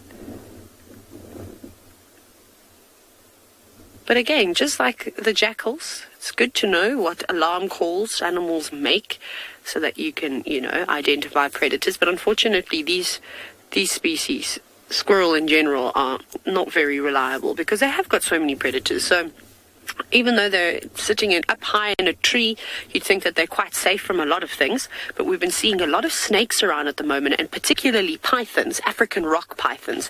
And they are one of our largest snakes, but also quite a robust snake. So not sort of streamlined and particularly quick, but they're very good climbers. And for a rock python to go up into this tree and into a cavity like that, it would have an absolute feast. So you better be careful, squirrels, because otherwise you might not make it. I actually have been astounded as to how many snakes people have been seeing now, but it has started warming up a little bit. So perhaps they're coming out of their sort of temporary hibernation with all the cold weather, now looking for something to eat. Just as the squirrels will hopefully do in a minute. Now, Jay, this is quite funny because with rodents, squirrels are, of course, in the order Rodentia, so they are essentially rodents. The easiest way, to tell the difference between a male and a female is if you look towards the nether regions, because rodents are notorious, the males, for having exceptionally large scrotums. So that's the easiest way. Right now, it's quite difficult. But the males also, just his overall appearance will be slightly larger than the female. But when they're fluffed up like this and sitting so close together, it's almost impossible to be able to sex them. So that's what you kind of have to look for. Now, there's another species of squirrel, the ground squirrel, which has got, definitely pop that into your search engine and just have a look at that. I don't think I need to do any more explaining. I'll let you have a little bit of joy and maybe a slight giggle. I feel like that squirrel on the left is 100% going to go to sleep. Yeah, making me sleepy too. It's kind of that mid-morning where the sun is shining on you and you just kind of dozing off. But it's not often that we get to have a squirrel sighting for such a long time, so I've definitely enjoyed this. Okay, can I join you? Absolutely. In fact, I just saw a squirrel and I thought, let me show you a squirrel. Be nice, since we saw a Taylor squirrel and it was gone in no time. So it's really nice to have a long sighting with a squirrel. Now, I am here at Treehouse Dam, just listening out a little bit because Tandi's tracks actually moved all the way west to this area. So it almost looked like they were going to go into the hyena den block, but then they were lost. So we're going to just sit here and listen for a little bit.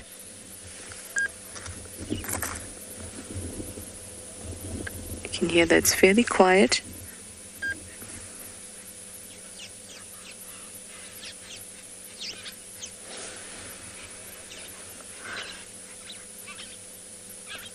The squawking that you were hearing just now was a lilac-breasted roll in the distance. Quite loud. Anyway, I did find the other tree that I wanted to compare the russet bush willow to. Hang on, I've dropped a leaf, everyone.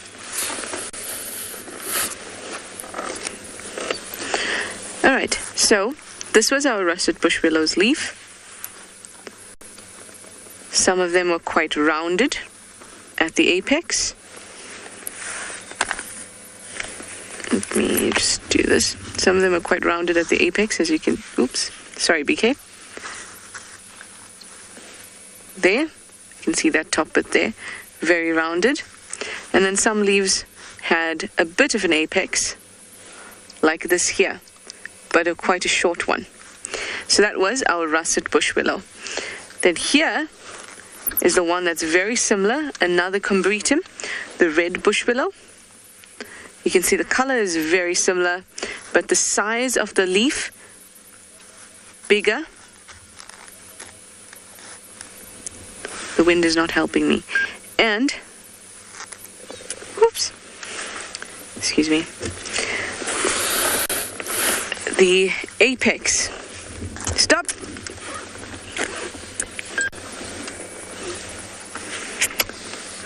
Let's start again. And the apex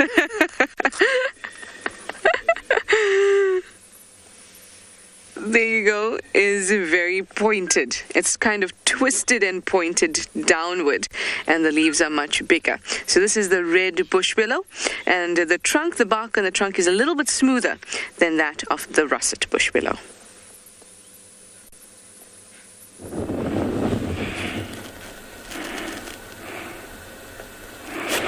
Welcome back, guys, and our elephants are still on the move. Remember, this is not recorded, this is live. It's happening now. It is around 9:30 East African time. I don't know what time it is where you are, but it is 9:30 morning here in East Africa, Mara Triangle. That is a bull, the one all the way at the end. And now he's isolated himself. Here comes a quiz for you.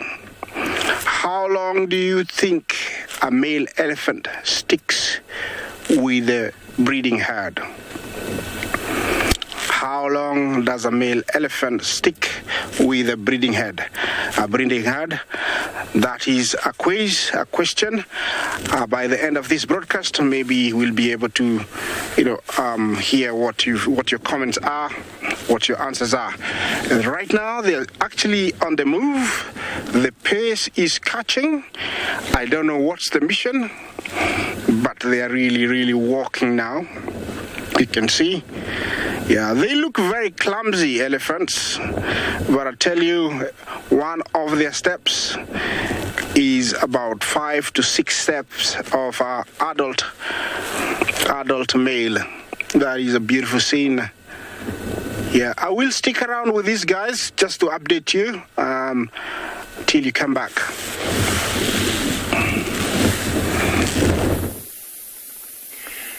It's after the wild dogs, we weren't able to follow them for much longer because they headed into quite a dense area, and so eventually we came back towards those lion tracks, and we were very lucky to find these lions near the water's edge. But what we want to point out, did you notice all those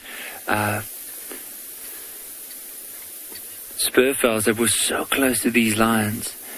Now this is one of the males. Just look at how big that belly is. So they are the ones that yesterday, for some of the viewers that watched, they were on a giraffe kill, and they've left that kill, and this morning they moved all the way down towards this water to come and have a drink. But it doesn't look like all the lions are here that we saw yesterday. It's only a few, but you'll notice they are pretty full. Look at that one right there, how big her belly is.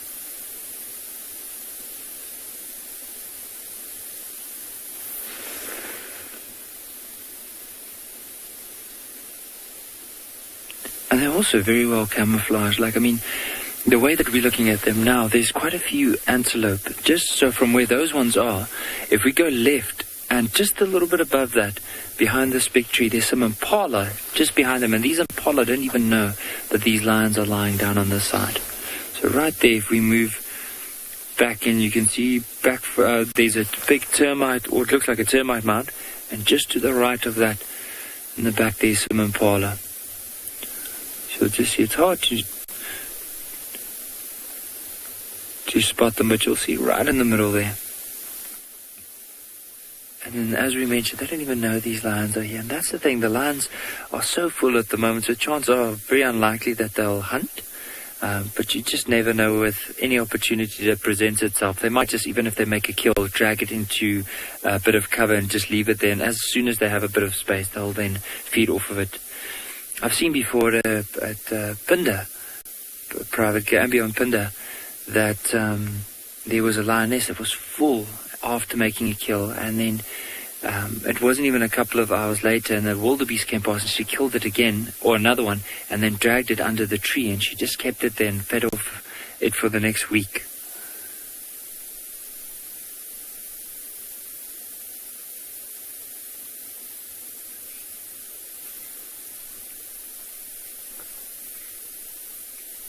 Helen, they really do look like the sand. It's that very tawny, sandy color. And even their white bellies, if you look at that little patch of white, some of the sand that comes out from the termite mounds have that whitish color. Now, if you look at this lion closest to us here, there's something very interesting on her chin. Do you notice how dark in color it is in comparison to the rest of her mouth? Now, what that's from is, so with the wind blowing towards the water's edge, there's quite a lot of mud and maybe possibly a bit of algae on top of the water surface. So as soon as that lion goes down to drink, there's a little bit of mud that stays behind, like especially on the lower part there. And that's what we're looking at.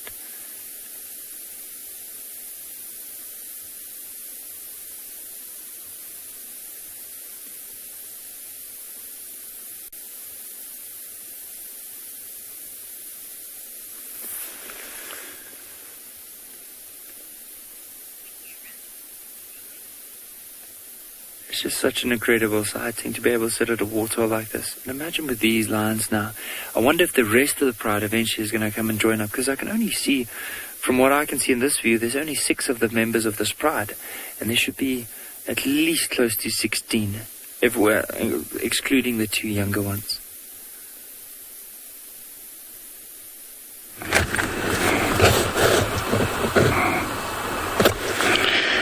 Welcome back to the Mara. I have something different for you. This is a herd of Topy that just appeared out of the blue. I couldn't see them approaching me, but they have come. They are very close to the crossing. Remember, the Topy does migrate. They are not as many as the wildebeest and the zebra, but they make up to the total of about 3 million animals migrating. They do cross, but they're much more cautious, and when they cross, it's a rarely seen crossing. There is a youngster that has gotten separated from these Toppies, and I don't know if the mom is gonna hear him or her. You can tell he's very panicked right now. Yeah, he's very panicked. He doesn't know which direction he's going. He's coming towards me. The main problem is that the wind is blowing from the left to the right. So I think when he calls, the mother is not hearing. That is a very young one. I would give him a week old. You can still see the umbilical cord hanging. Yeah, the eyesight is very good, but I think he's looking the wrong direction. Yeah, but the Toppies are not very far, and I think they will, find each other. You see that? They are not very far. You can actually put them in one frame, so they can, yeah, there we go. There looks like somebody to the rescue. Mind you, these antelopes don't tolerate one another's young if it's lost at this age, because they think it will attract unwanted attention. And so I have seen some females actually kicking or goring a young one to try and get rid of it or kill it, so that it doesn't attract unwanted attention. You can tell this guy is very frail. He has panicked, and all he has decided to do now is lie down, hoping that mom appears. Yeah, I have a few zebra appearing to the right. Yeah, you see them there? James, thank you very much. Yeah, for quick action. And they are going down towards the river. Here, I don't know if it's for drinking or crossing. I'm gonna wait to see if I see one across, then I'm gonna race there, because for sure it would have crossed. But I'm gonna give it time. It's always better when you're alone at the crossing, because you know what you're doing and you won't spook. Okay, it has come back, so definitely it wasn't a good area to drink or cross. So it's, this is the game here, the crossing. They're always wary, and as I always tell you, they know from experience there are crocodiles and hyenas and lions lurking across the other side. Not always, but that experience is remembered every time they approach the river. Now I have the zebra to my right, heading towards the crossing, and the Toppies are staring to the river on the left. You see that?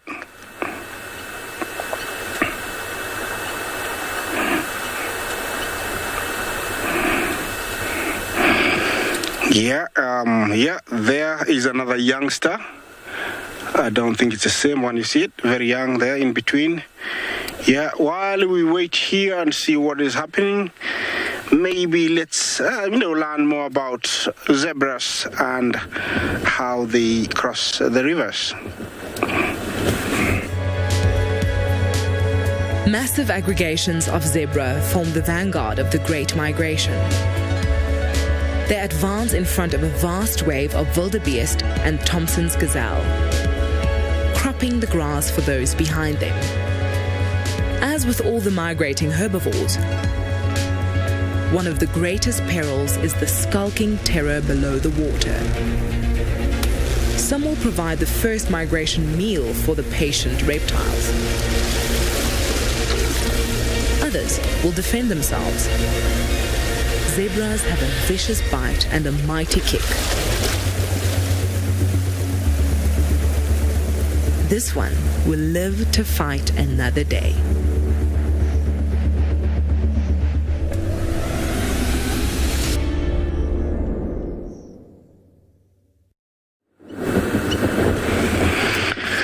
Interesting facts about, rivers and zebras crossing. And talking about that, I hope it happens here. And here we are waiting. Remember, this is live. Talk to us, ask us question. Hashtag CGTN Wild, hashtag WildEarth. Comments. Yeah, and questions are very, very welcome. Remember, I'm still waiting for my answers for the quiz. How long does an elephant stay with the herd? Yeah,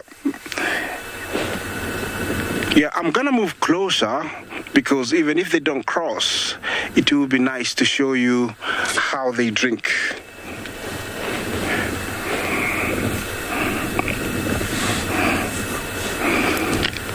Well, I have one answer. Maybe I should get about 3 answers and then we can actually say who is correct. I have one answer already. Maybe let's have another one. And then I'll tell you how long they stay. I'm going to get close to the river and see what's happening there. Maybe the zebras and the crocodiles are having a meeting and I'm missing out, so let me get closer. Neil, 12 years old. Yes, I would say that both of you are correct, but Indigo Girl, you're much closer to the answer. They stick around with the breeding herd for about 15 years, and that's where they start breaking out. They show signs of maturity, and that's when they break out and go, join a bachelor herd, which is a bunch of males. But 12, you're still very close. Thank you for your answers.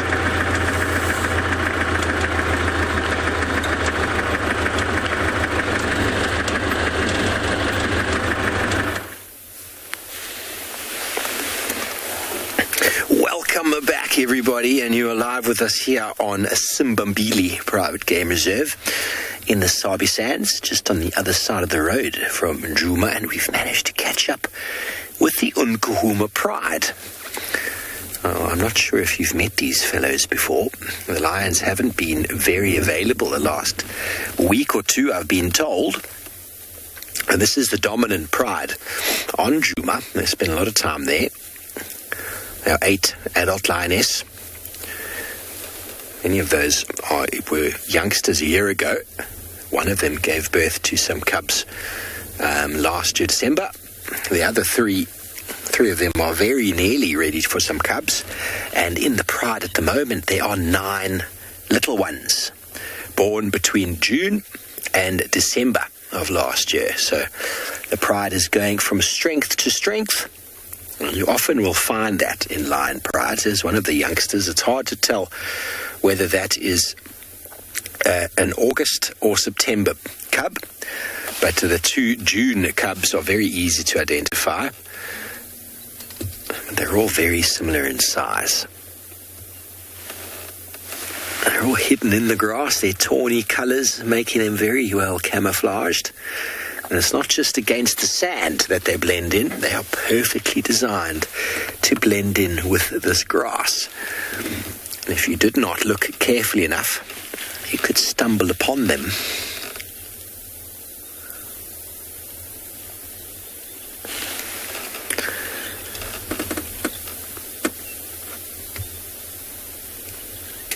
A couple of them are a little bit more active than the rest, but for the most part, they're all lying down.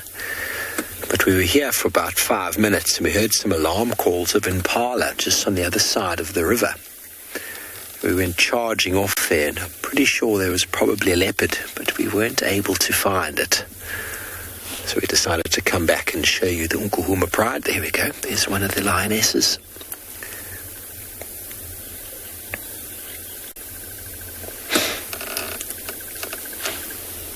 She's either moving to get out of the sunshine because the sun has slowly started. Oh, there's a cub coming up behind. There we go.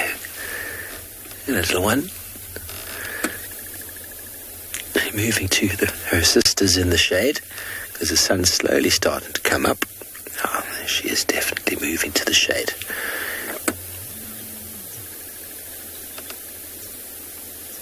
So you can surprise yourself when you come across a pride like this. Often when you find a pride lion, they're all together. Sometimes they can split up due to the fact there's so many of them now. But you'd be surprised when you find the pride. If you look around, you'll find so many more hidden around in the grass area. A very cohesive unit, hanging out together, hunting together.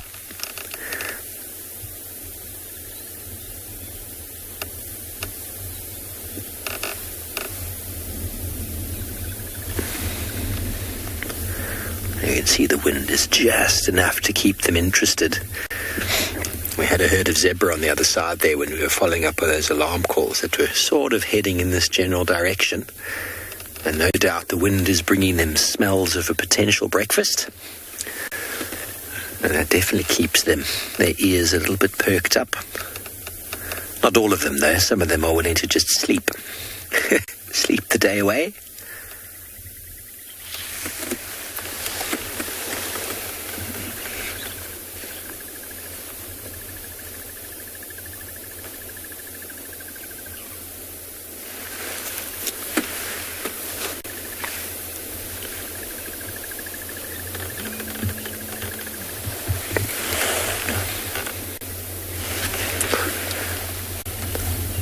Doing what lions do best.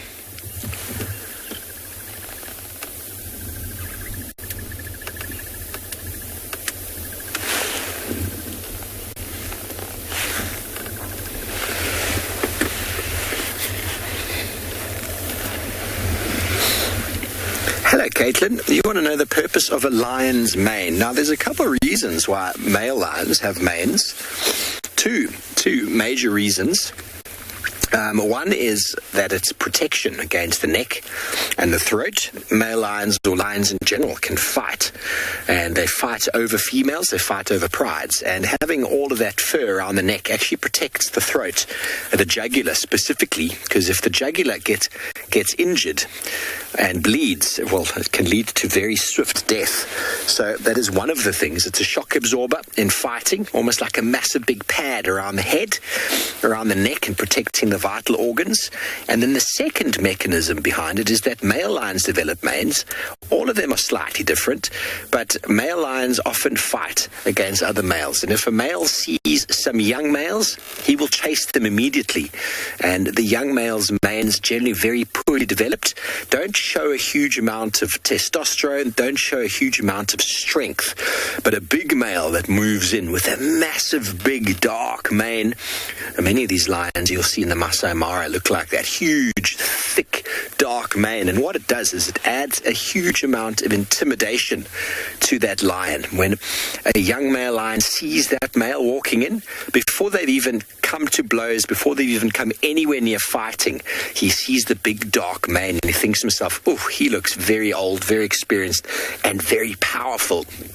And quite often, a big dark mane can actually deter young males and cause them to leave without even trying to compete, which is a very good thing, because if you fight every single person you see, every single time, you're going to lead to some serious injury. And male lions, if they can avoid fighting, well, they most certainly will.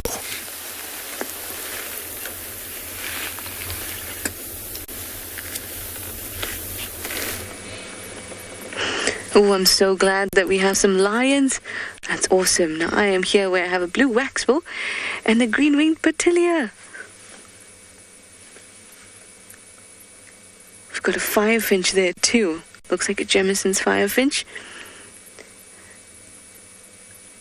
Now this green-winged petilia is my favorite. It's always very difficult for me to choose favorites, but the green-winged petilia is the favorite. It's my favorite of the smaller birds. I have to categorize very specifically when I talk about favorites. Oh, is it almost time for a drink? There we go.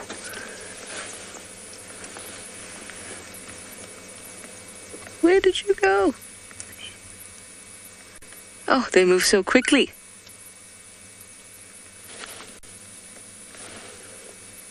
There's a female there at the top of the screen.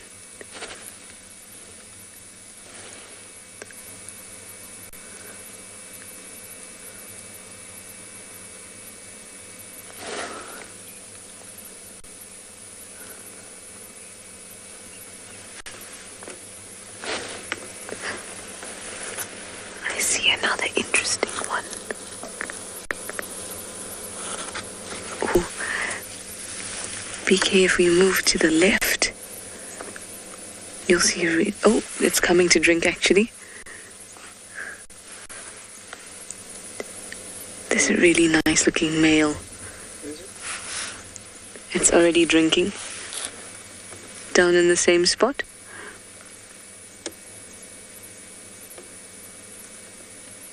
Oh, the green-winged Petilia is having a drink too.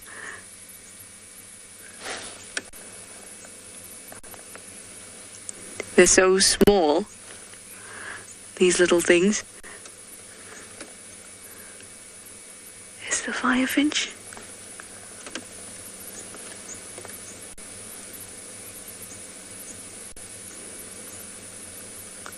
Some great birding here at Chelepan. Oh, and everyone's gone. So blue waxbills, Jamison's firefinch, and a green-winged Petilia, all having a bit of a party at Chelepan. It seems like they're residents at this pan, and I'm very happy about that because we very rarely get to see all of them together.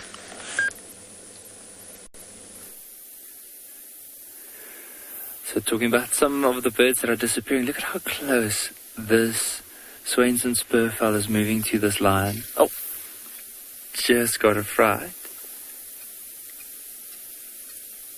It's just such a funny scene to watch. I mean, there's a massive waterhole for these spurfowls to go down and drink, but they are trying to maneuver between the lions in order to get there. Look how carefully he's just moving now. From where they are, there's 3 or 4 lions, a little bit on their right, one big lion on the left, and then on this side, closer to us, there's another lion. And they're basically right in the middle now. But these lions are pretty full, so I'm sure also it's not going to be really a meal at all. Might just be a little bite, but these spurfowls are very quick. And so as soon as a lion just picks up its head, it will eventually fly off. But look at how many are now close to that male lion.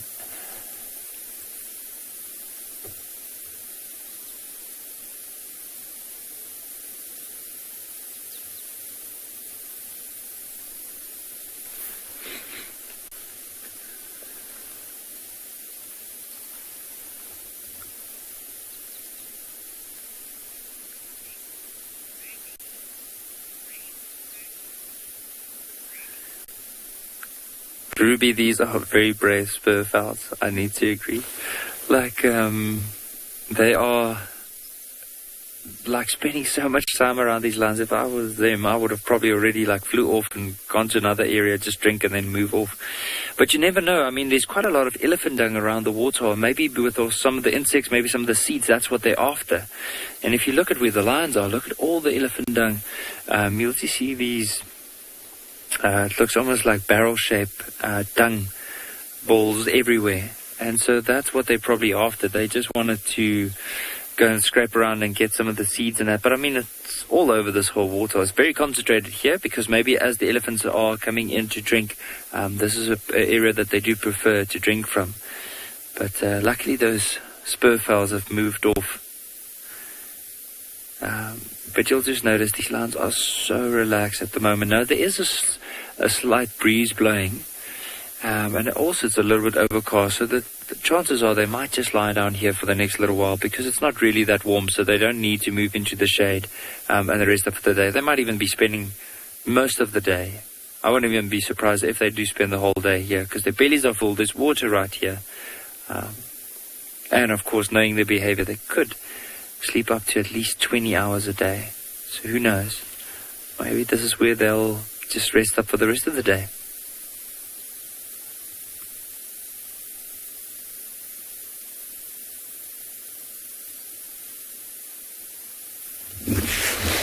That's your phone.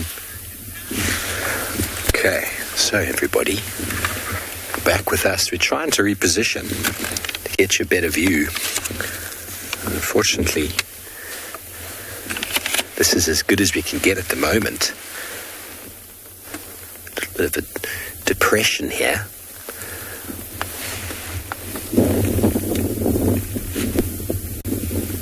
But the wind is picking up. So now, the gentleman that was with us a little while ago has gone across towards where those alarm calls were coming from. And there's reports that a female lioness, I suppose a female lioness is a double female, a lioness is on her way in this direction. It's possibly one of the females of this pride. I haven't managed to count them all yet. It's very tricky when they're all in amongst each other like this to count. Oh, plops down. Little cuddle puddle of lions.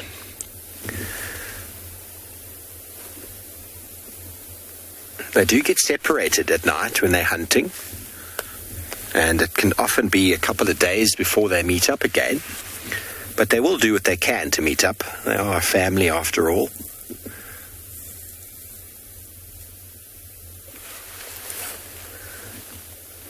There's another one going to join over here. This one going to come across our screen in a moment. She's got a few injuries on her back leg, the inside of her hip. She's one of the younger ones who has rejoined the pride, and she's was away for a while, and I think she got an absolute hammering on her own. She looks to be okay, all just superficial wounds on the skin. And there's lots of competition in the lion world, and prides come together as a unit, and the females will defend their territory with each other against other females. And a pride of females that encounters a lone female can be quite bad for that individual if they get caught. They don't tolerate intruders on their territory.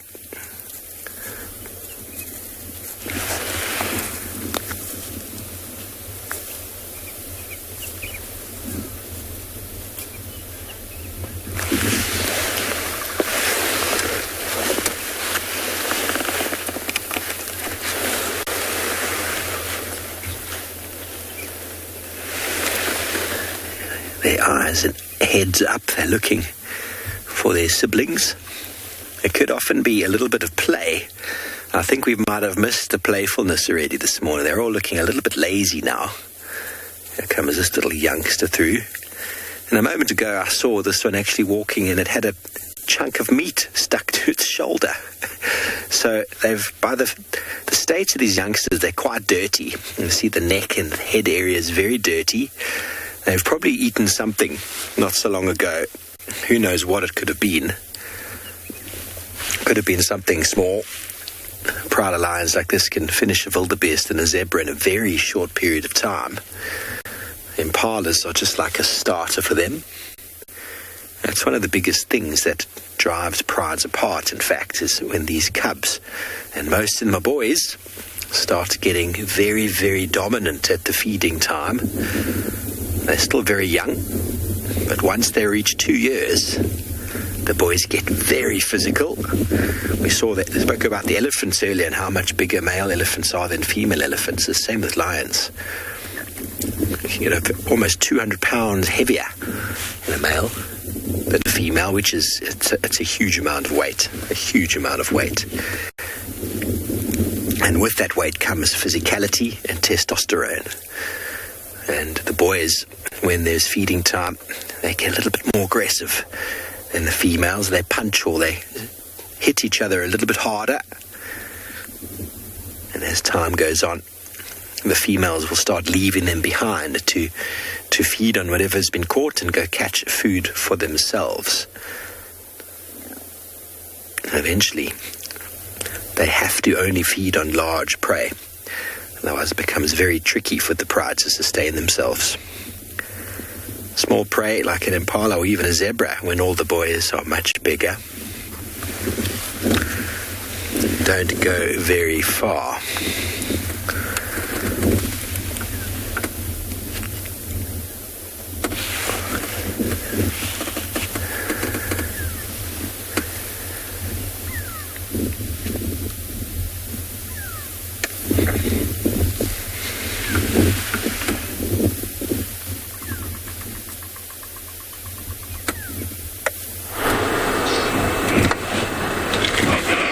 Welcome back, guys. I hope you're having fun. You're enjoying yourself, enjoying your African live safari. This is the Masai Mara. This is where I am, and I am at one of what we call the main crossings. This is a very old traditional crossing that the wildebeest, the zebra, the Topy always cross. I'm at a fair distance, so I don't feel like I'm cornering these animals from crossing. There is a potential crossing. I don't know where it's going to happen, but I have a few zebra, a handful. I haven't shared any, zebra crossing with you. It is always interesting to see them crossing, so I'm hoping they're going to cross. They keep discussing on where to cross. They are moving, following the Topy. They come and stand out like where they're standing right now. I don't know what they're discussing, and then all of a sudden one moves and everybody follows. This is what you expect in a crossing, standing, moving, kicking, biting, tension. All these are part of the behavior you see at a crossing. You see now there's a newcomers, and they look like, we know how to cross this river, we're going to show you. And then all of a sudden, it's like, when last did anybody cross it? They sniff and just stop, look across and say, do we have lions across there waiting for us? Do you think there's a crocodile? Is this where we lost one? We lost one of ourselves, last year. Do you think it's safe to go now? Lots of things going on their heads. Remember, it's not a walk in the park. The river is full of, river monsters or the Nile crocodiles. Very, very many of them. I don't know if we'll be able to show you any. Those are rocks there. Yeah, I think we had one earlier. Is that one there? Yeah, there he is. So, they are already waiting, and these are the hindrances. This is what stops them from, crossing, because they have had experiences. But, the urge to cross, the will to cross is usually so high, they end up crossing. I'm gonna stick around here, and when it happens, I will sure to share it with you.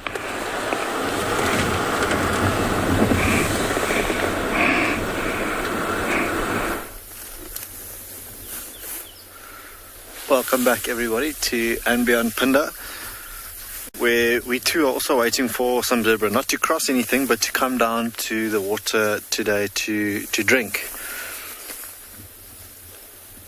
You see they're slowly building up the confidence. They often just make sure the coast is clear before they come down.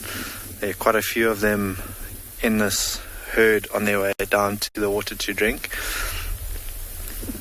And you can see all of them, a lot of pairs of eyes watching around, and I think we're going to do a bit of a quiz on these zebra. I know you've been sitting with Isaac watching them, waiting for them to cross, and I'm interested to know who has the correct answer to the collective noun for zebra. If it's a stripe of zebra, a pod of zebra, or a dazzle of zebra.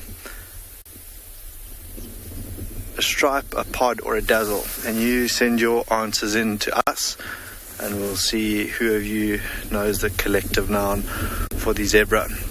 And see quite a few birds as well.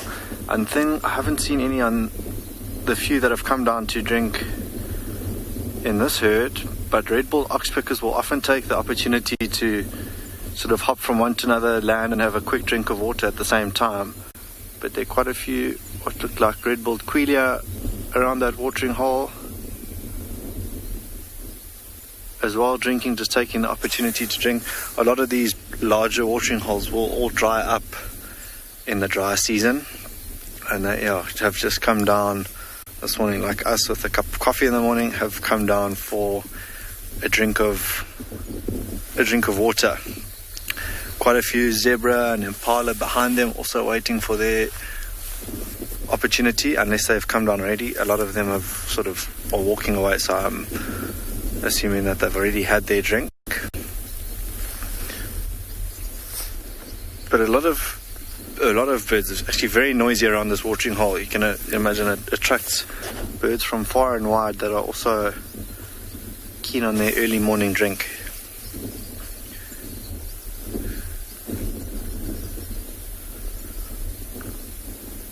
And yeah, a good place for us. We haven't sort of come right with any of the predators this morning, but for things like pride of lions to perhaps sit and wait at. But if a lion were to come here, you can imagine the chaos that it would erupt out of here. Like zebra left, right, kicking up a bit of dust, and their stripes mixing and matching. A little bit of a clue for the quiz we've just had, which for a lion would be very confusing. Just a lot of black and white going all over the show. But there's a lot of tail flicking, and I think some happy zebra in the mix there that they've come down for a bit of a drink, a bit of a break, help with that fermentation that they do, that hindgut fermentation. A little bit of kicking in here. There would be one or two stallions that will obviously have to fight it out for dominance in a herd as big as this one.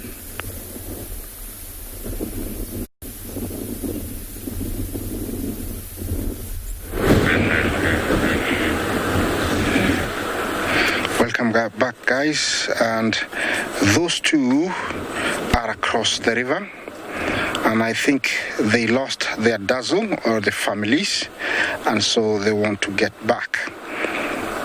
The urge, the will to cross is very, very high here, but something is telling them they have to be very careful. If they do cross, I might say for sure these ones on this side will cross. They have been, moving up and down, trying to find a comfortable spot for them to cross. One of them actually touched the water and then left, which got my senses all heightened up, because I thought it was going to happen. Now they are moving up, and I don't know what is the plan now. Remember, this is all parts of the crossing behavior. You can never say when it's gonna happen. I've seen them come and cross immediately.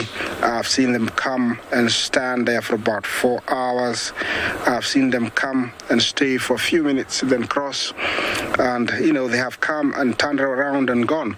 So these are all the behaviors that, we see here at the crossing.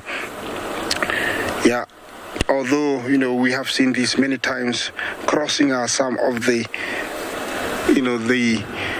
hard to predict, hardest to predict. Here comes one of our crocodiles. He's swimming across. I think he wants to find a perfect spot where he can hide and ambush either the Topy or the zebra when they cross. This is what stops them from crossing from past experiences. This is a crocodile big enough to grab one and just pull it under without showing any effort. And through experience, most of these zebras and Topys know that. Yeah, he's gonna go out of our sight. Hopefully he doesn't stay in the path of where they're crossing. Across there we have the residents of the Mara River. Two little cute ones. They're rarely seen out of water. I would say they are less than 6 months old. Yeah, definitely this is a nice place to be. I'm so lucky to be sharing this with you. Yeah, this time of the year, like I've been saying in the last few days, I've seen hippos out of water, which is quite unusual. But remember, they do secrete a mucus secretion that acts like sunblock. Sometimes you see them looking very pink, and that is the secretion they secrete that helps them so that they don't get the sunburn. Remember, their pigmentation is not well developed, so they get sunburn. So they don't get, they get sunburns because of the pigmentation. Masha, thank you for your question. You asked me if crocodiles and hippos fight. Of course, there is mutual respect because both of them occupy the river. But what happens is if a crocodile was to, attack a young crocodile, a young hippo, then, it will be chaos.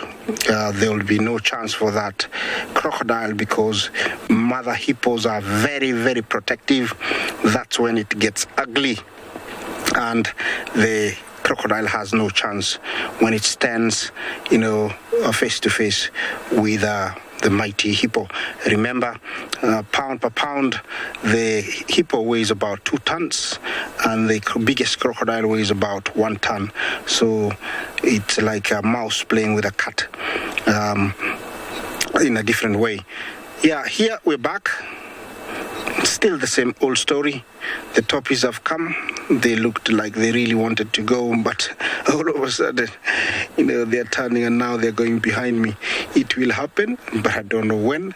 I hope before the end of this broadcast, we'll be able to share it with you.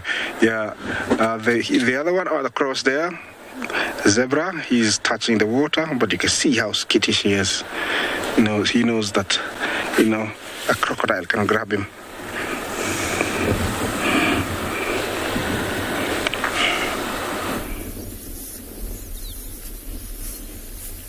Welcome back to andBeyond Phinda, everybody, where the last of the zebra herd have just about finished drinking this morning.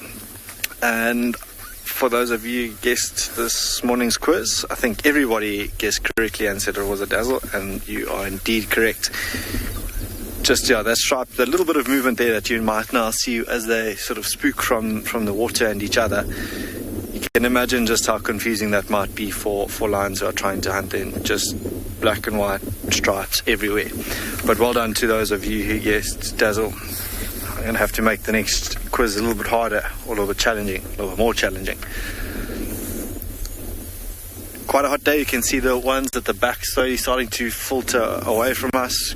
They'll probably continue grazing this morning throughout the afternoon. If it heats up a little bit more, maybe find a bit of a shady patch and rest, and then again this afternoon start to feed again. But a very good spot to sit during the day to see what comes and goes.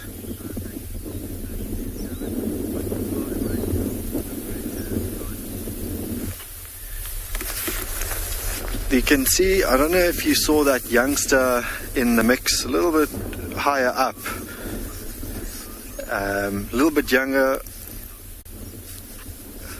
than the rest of the herd.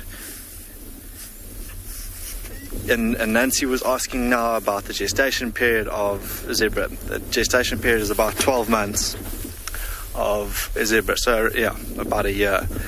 And there's no real season for them to give birth to their little ones. They give birth all year round, and one or two slightly smaller zebra in this herd. No real sort of standout babies, but Nancy around about a year for zebra.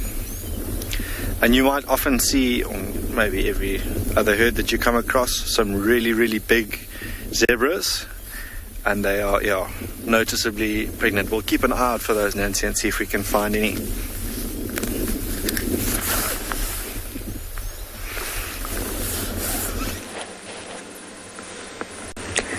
Here's these little guys we've been seeing so often. The dwarf mongoose. Now, much like me, they're sitting in one spot and warming up. That's what I was doing when I was sitting with them.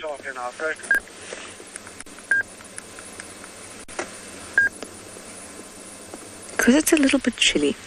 Now, they would be waiting, like we've spoken about before, for some of their pals to come along.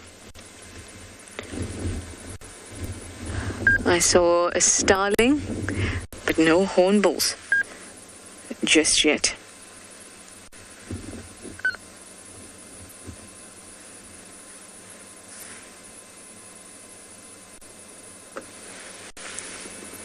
Just 2 of them. Now there'd be quite a few of them around, probably still in the mound.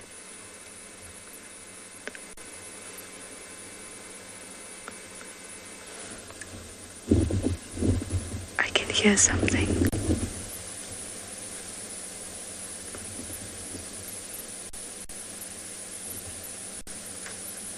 Ah, this apple leaf tree in front of me got me. I thought I could hear something scratching, but it was just the apple leaf that was scratching against another leaf.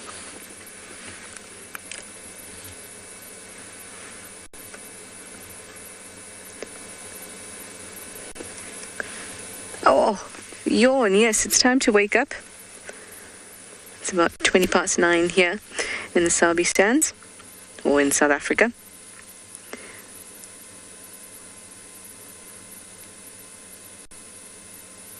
Their little bodies need to warm up. Now they've got a nice layer of fur to keep them warm. Veronica, you say they're such little cuties. They certainly are. They're very, very cute and awfully entertaining, especially when they're out foraging. But we can't expect them to be entertaining and go out without warming up, can we? No.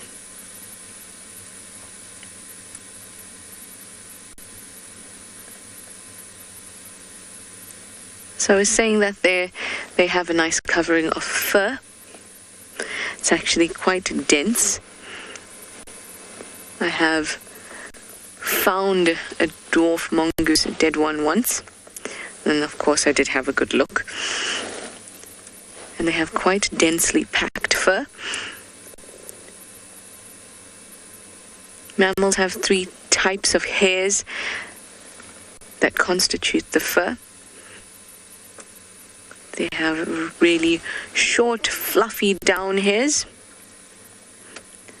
That's right against their skin. And then they have these awn hairs that are kind of like down hairs in that they're squiggly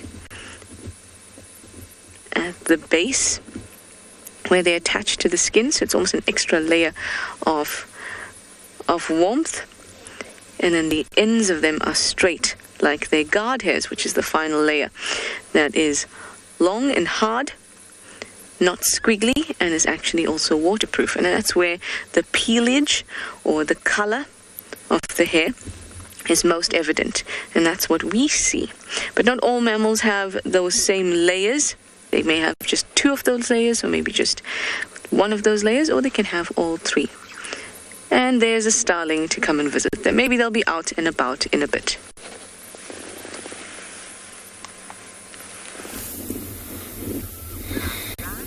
Thanks, Trish. Well, I'm almost certain lions only have 1. They were up for a moment, and now they're all down again. Here's a little cub. In the background is busy cleaning, grooming. That takes place at least twice a day, and it takes place always after they've made some form of a kill. Now, it's hard to see on this cub at the moment, but the lioness closest to us, it's actually quite evident with a little bit of rosy sort of pinkness to her cheeks and neck. As indication that they have eaten something. You can actually see there's a bit of congealed blood there on the face. And they ate something not too substantial. But in saying that, nothing's too substantial for a pride this size. 2 months ago, they made a kill of a buffalo, which they killed. They ate in less than 8 hours. I was very impressed with that, because normally a large buffalo is something that sustains a pride for a couple of days, but not this pride. They're growing from strength to strength. But we're not on the move hunting. This is what lions get up to for the most part of the day. They're obviously far bigger than mongoose, so they don't need to have an extra layer of sort of warmth. When they get cold, they get up and move. being active by night most of the time. They will sleep out the heat of the day and then get up and move at night. And if it's very cold, they'll be very active and get playful and jump around. Whereas mongoose, especially the dwarf mongoose, they're active in the daytime and then they cuddle and huddle together for warmth in their burrows.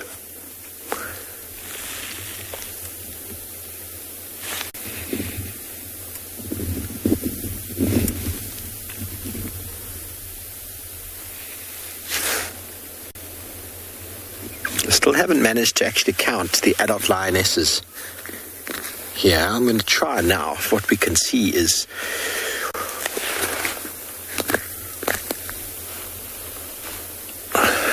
five of them. There's more though. They're all hidden around. It's very hard to actually get a proper count unless they're all up and moving. We've repositioned to get you a better view. We don't know who else is hiding in the bushes. Okay, there's another one hiding there. There's at least 6 of the adults here.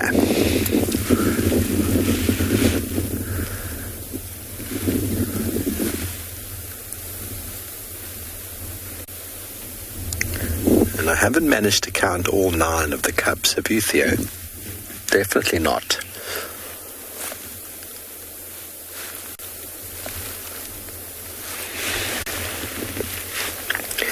That one lioness moved off, and she looked like she'd spotted something, and she's now stopped. She's just above the drainage line over there. I don't know what she might have seen. Their eyesight is very, very good for movement. They can spot movement very far away. But some of the sort of defense mechanisms that their prey have are to stand very still. Or, as you see in the Mara, to accumulate in very large groups, which they think are then going to provide them with safety. Okay, well, you can see that that lioness is giving that cub a bit of a growl. Don't want to lick you, cub. You're not my child. That's one of the sub-adults, or should I say, a recently matured female. One of the 3 younger females has recently come into estrus, so I'm not sure which one it was. I didn't see her, but she was mating with one of the evoker males not so long ago. I think with at least 2 of them anyway. But I'm not sure which one it was. But she is not up for kids today. I was giving that little one a bit of a growl, and she'd rather just clean herself and not the little one.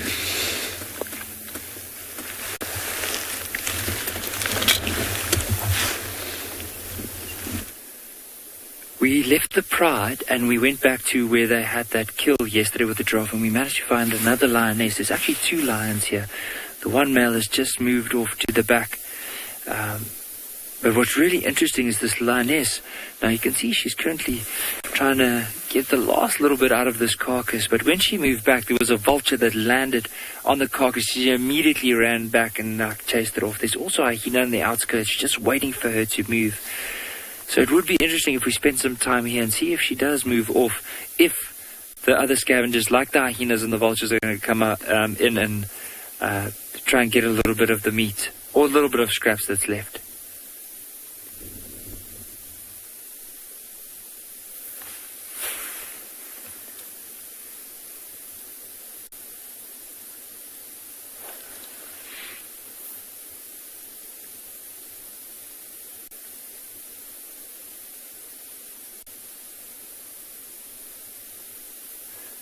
I can hear other lions. That's why she just picked up her head like that.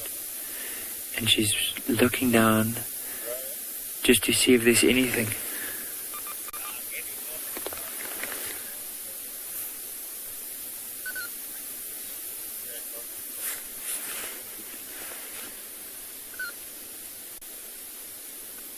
You'll also notice even that hyena that was here at the back, like, is very wary of moving closer to this lioness, because in a way this hyena knows that if this lioness would catch that hyena, would definitely try and kill it. even though she's by herself, unless there's, of course, quite a few hyenas, but normally with the lioness, how I look at it is if there's 4 hyenas, she'll still be able to take them, but as soon as there's more than 4, then they'll chase her off the kill.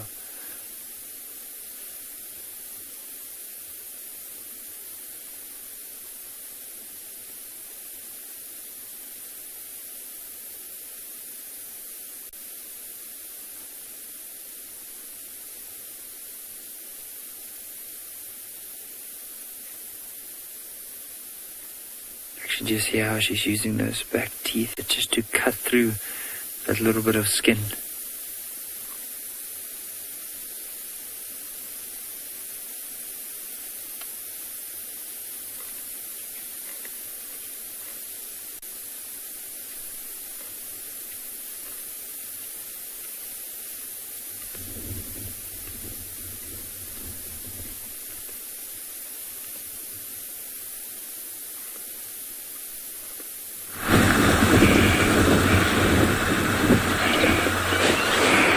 Welcome back, guys, and I have decided to leave our herd of wildebeest and zebra because it looked like they were going to take a little bit longer and follow our herd of elephants previously by the road, and I think this is what they were coming for. They were coming for water, and now they're taking a drink here in the Mara River. And this is one very big breeding herd. It's always beautiful to see them doing something different, not always in the plains, but having a drink. I was hoping to see them either go in the water and play a little bit, or cross, but looks they were here for a drink. Remember, they also know they are crocodiles. Even the young ones, they have to be very careful, very, very careful. You see that female there throwing some dirt on its head. That is to add another layer of dirt that acts like sunblock. Yeah, they're always adding it to cool down so that they don't sweat and lose water, and those biting insects have a difficult time biting through that dry mud when it dries to get to the skin. Yeah, looks like everybody has had a drink, and very much like us, well, after a nice drink you just want to sit and laze, and this is the case. Yeah, they're all different sizes here. Old females, calves, newborns.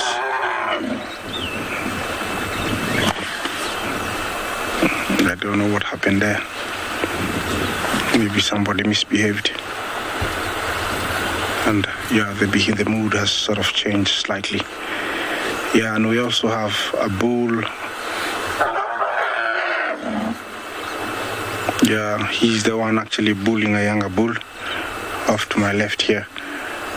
Yeah, he's enjoying acacia. Looks like the yellow-backed acacia.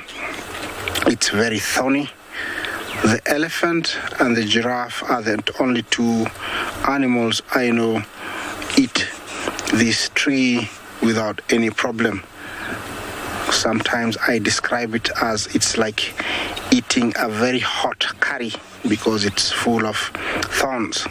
It's like when we eat a very hot curry for them, but they still eat it anyhow. Yeah, there is movement. Hope you're hearing to the sounds.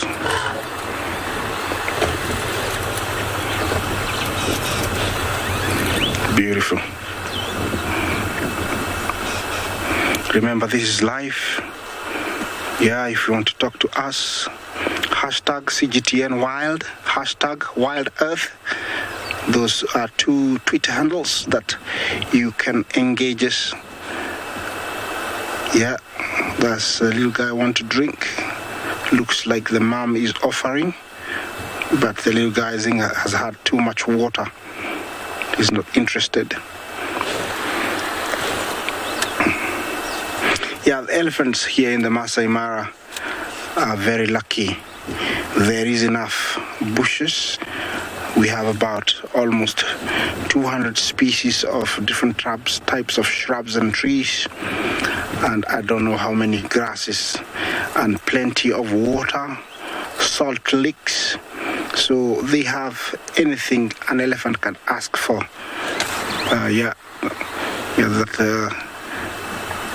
There's a place where any elephant would want to be born. Yeah, what is happening here? Is the little guy seated? James, is he gonna fall into the water? Yeah, he's seated there. I don't know what he's doing. Yeah. Does the brother have a toothpick? Yes, he does. Look at that. Looks like he's got a walking stick or a toothpick he's playing with. The one very close to the water.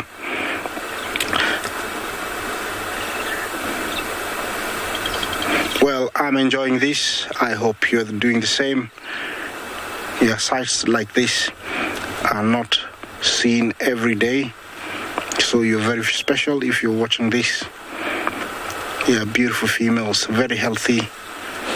Looks like they have no issues with me.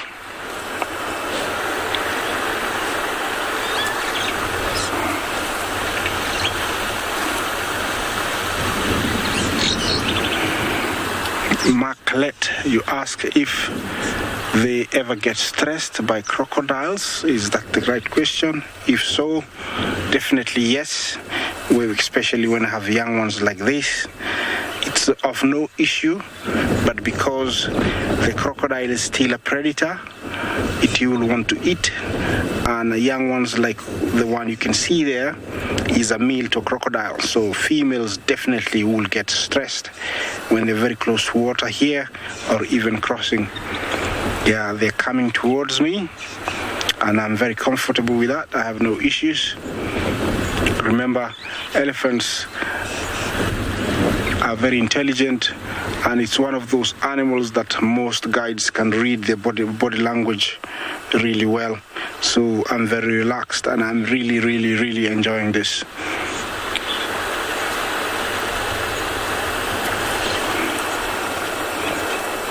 There is that one. I think he's enjoying putting his trunk flat on the ground. Look at that one.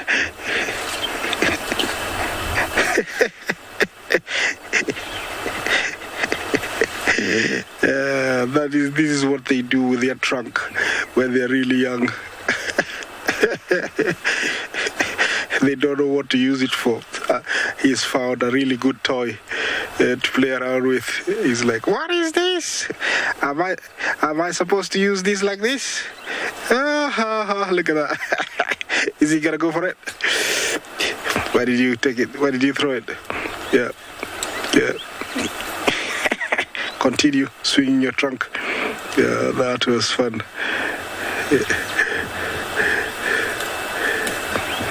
Yeah, it's a relaxing time for the whole herd, as you can tell. Very relaxed. They've had a nice drink of water. They're all spread out. Yeah, a beautiful size herd. Okay, the little guy is gonna take a nap. Is he? Nah, mommy's saying no, not now. Or maybe not there. You're gonna get hot. So let's move on. Yeah, they are leaving now. You can tell something, a word has been communicated. Remember, they have very low vocalization, much below our sense of hearing, that they can talk to each other and they can say, let's get away from these humans. Why are they following us? And I cannot hear, and definitely you can tell everybody is heading into that direction. Yeah. This is lots of fun, but there's always more to see because I have so many colleagues spread out all over Africa.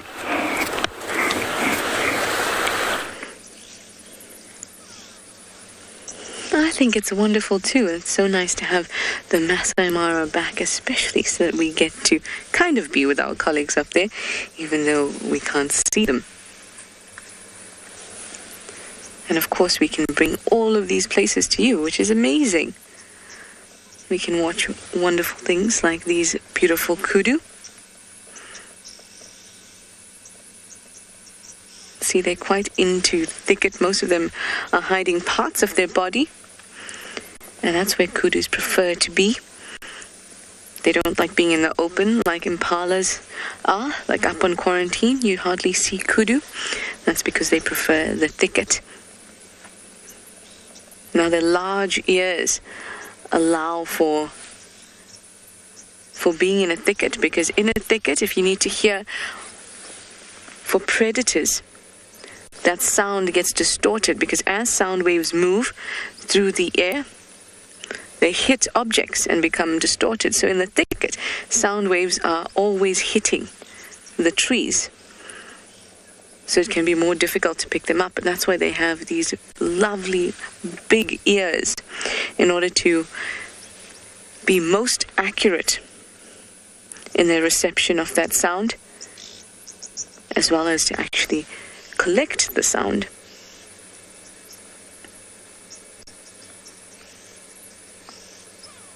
As antelope moved into the thickets,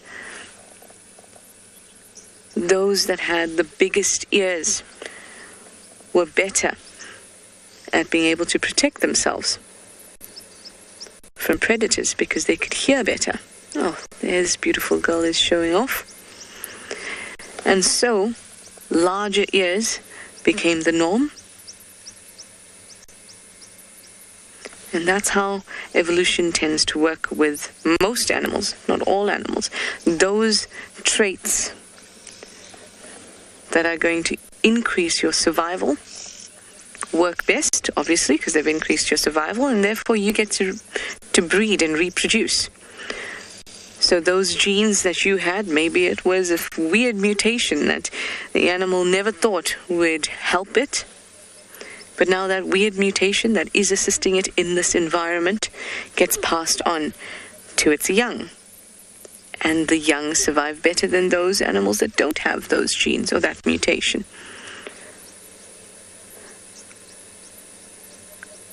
We live on a planet that has such incredible diversity and works like a well-oiled machine. Any little change in that machine, if you think of it as a watch or something like that, any change in that machinery changes all the other steps as well. Sometimes for the better, when you think about the survival of animals. Being able to camouflage well, being able to have these stripes, horns, anything that helps them reproduce, from all those beneficial things to even the things that are not so good, like fine changes in our global temperatures that can throw the whole planet off, because it is a finely tuned machine.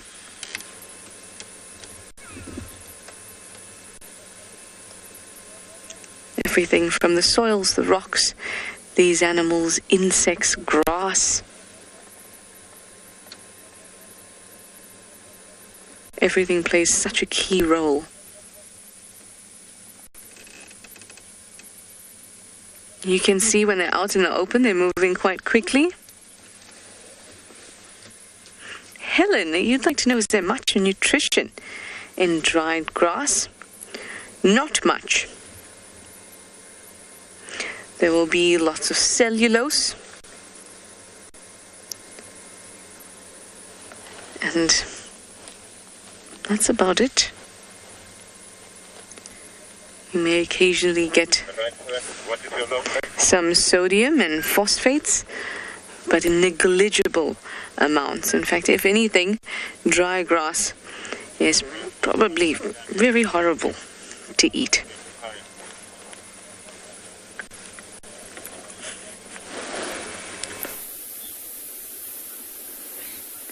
There's a few more lions that have joined up at this carcass now. So the mother's given the youngsters an opportunity to also have a meal. So she's gone and decided to go and lie down.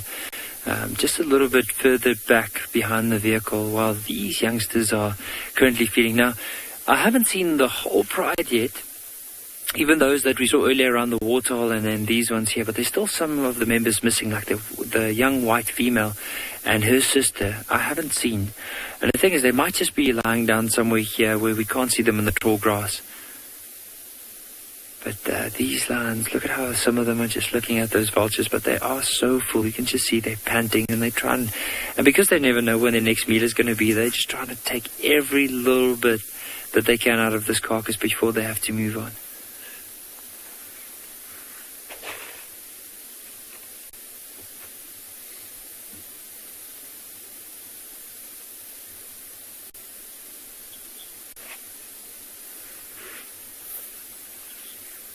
Really, they do blend in very well with the grass. Those two vultures that just flew off, just want to see if there's maybe another lion that's on its way. But they blend in so well. I can even imagine when these lions would have hunted. As soon as they started spreading in this big open area or in this particular area and just used all the cover, it would have been impossible to see them, especially at night, when they do have that advantage over some of the animals. But even now, I mean, this is the broad daylight, and look at how difficult it is to really tell their shape in the grass. Now imagine if they are lying down flat in the grass, how difficult it would be in order to spot them, and there's no movement. It would almost be impossible.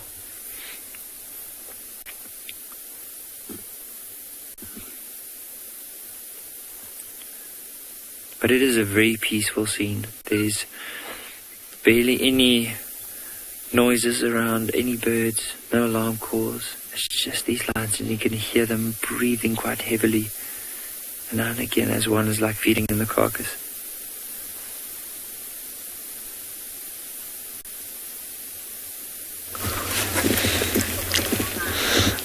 Wow, Nikki, you must be super close if you're hearing them breathing. Oh, look at that one there. He's just given himself a little hug. Oh.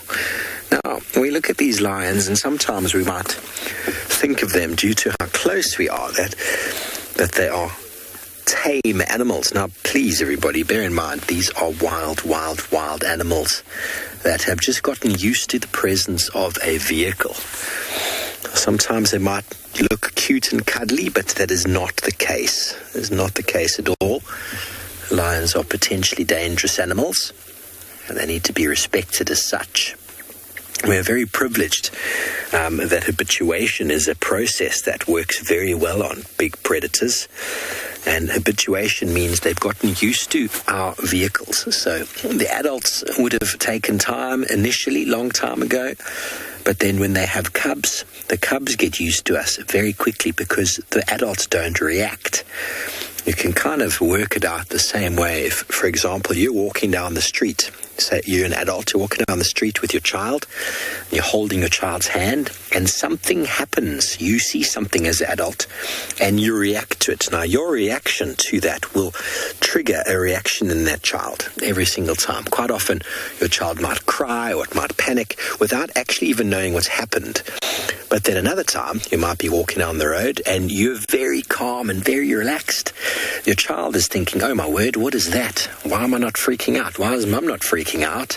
And then because mum or dad's not freaking out, that child relaxes to that situation very quickly. So that is what habituation is. You can sort of think about it like that. And there is another vehicle in the sighting. You might hear the sound of an engine. And so once you have habituated the adults, the cubs calm down and are relaxed to vehicles very, very quickly. But like I said, don't let that mistake you for them being tame. These are very, very wild animals, everybody. Very, very wild. And very sleepy too. Mary, they are so cute, aren't they? Especially the cubs.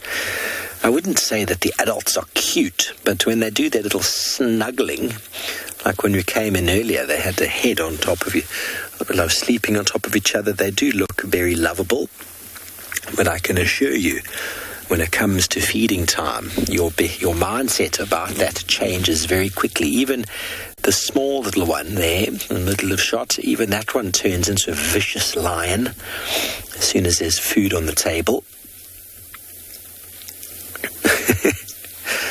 And it is all about being a lion. Lions are very tough, very strong animals, and very physical.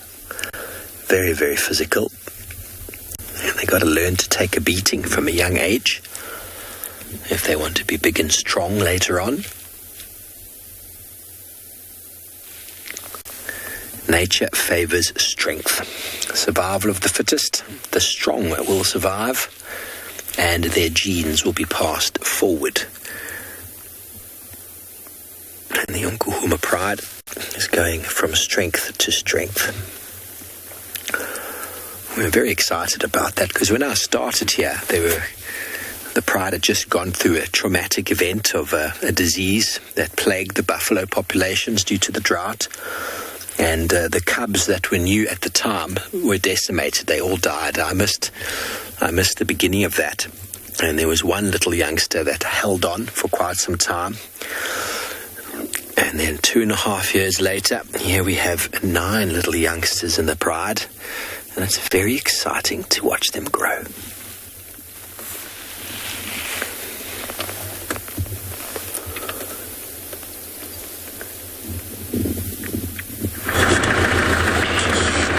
Okay, welcome back, guys. And now we have one of our mysteries solved from this morning. As you can see there, the crocodiles are just about to feed. I showed you a young Topy that had lost its mum. That is the mum there. It's sad news, but this is nature and the truth of the matter. There is nothing I can do but just leave nature to take its course. Now, this is a crocodile restaurant and it can get messy and gory, so be advised. I don't know if they can really go for it, because when they are like that, they anchor one another where one grabs one and then one does the death roll. I don't know if they're gonna do it. These are the Nile crocodiles, and all those there are fully grown. We have very, very big crocodiles in this river. I see 2 only, but I don't know how many there are. I don't know what they are doing there. It's a very interesting behavior. They keep to be, okay, there we go. Grab. Okay. Trying to get hold. Yeah, it's Tony, thank you for your for your comment. They are very huge, these crocodiles. Yeah, I call them big daddies or submarines because they're really, really big. Looks like the one holding on to the Topy right now is actually bullying the others. You can tell they don't want to get close. There is one coming in from the right. I don't know what the strategy is here. Looks like the one holding on to the Topy is holding it by the leg. Yeah. The moment it's open, there's going to be a feeding frenzy. Definitely, because the smell of blood. Everybody's gonna wanna go for it.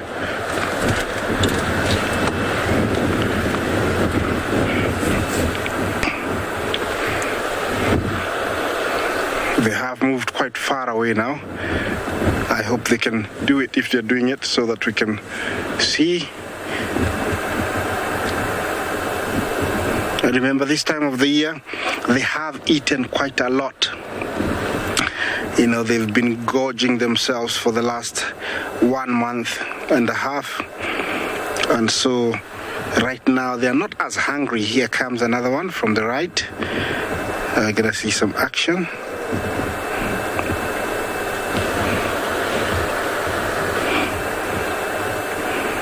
There comes another one also. There's more and more.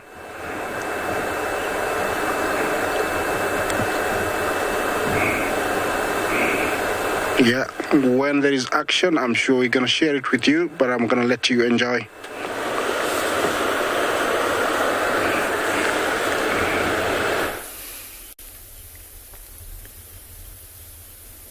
Welcome back to andBeyond, everybody. We have found two of three very large and impressive kudu bulls. You can just barely see his body, but those spirally horns there as he walks away from there, and it's now just the horns that stick out from the top of this thick vegetation that he's walking through, these guarri bushes. But yeah, him and the other one that's walked out of picture left of us have massive sets of horns, very, very impressive sets.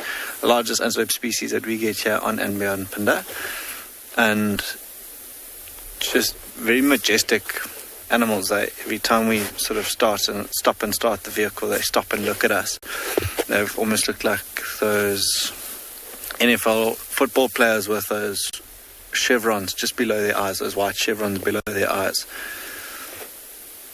And as he walks, he's, I think, quite lucky that he's walking through an open area like this, but in very dense vegetation, and it's just commenting on how curly his horns are.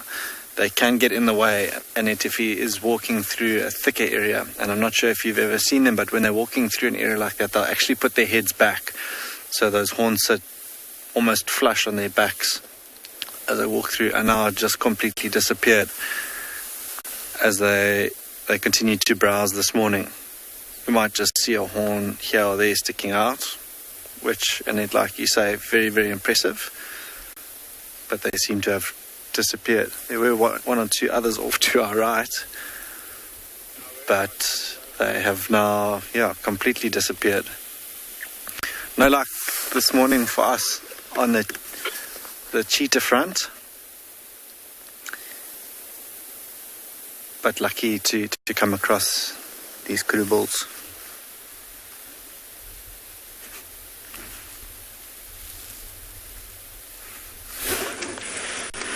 Well, we were just looking at some gorgeous kudu when we came across this wasp's nest. It is a paper wasp's nest, and I had a lovely piece to show you, and the wind has taken it for itself. We just have a good look around here. Wasp's nest.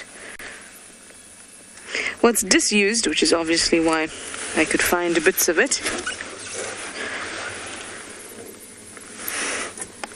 Oh, that would have been really nice to show you. I'm going to keep looking for it.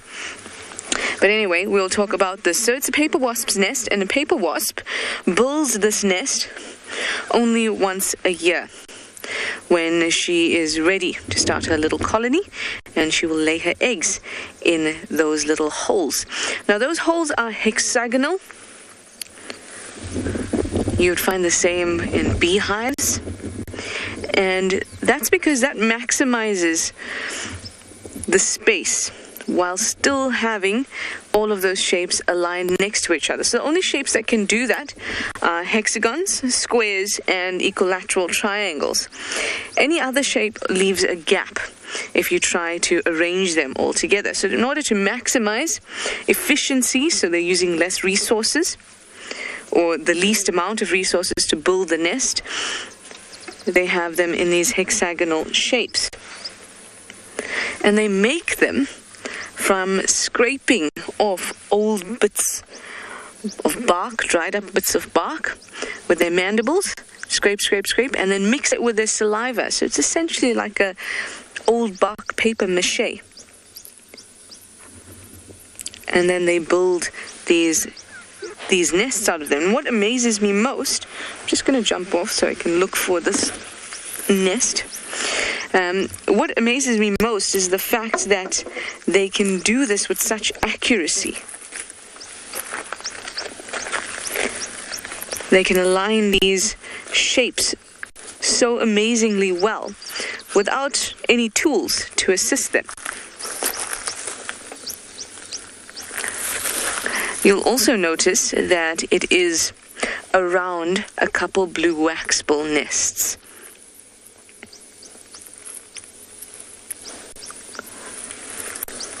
Blue waxbill does this for extra protection against anything that may come into their nests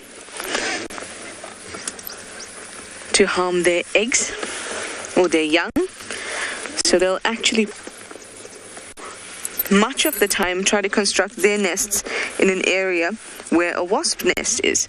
That way, if an animal does come in and around the blue waxbill nest, the wasp nest, or the wasps in the nest, especially the queen, will come out with a fury and the female workers. So it's an extra protection for the waxbills.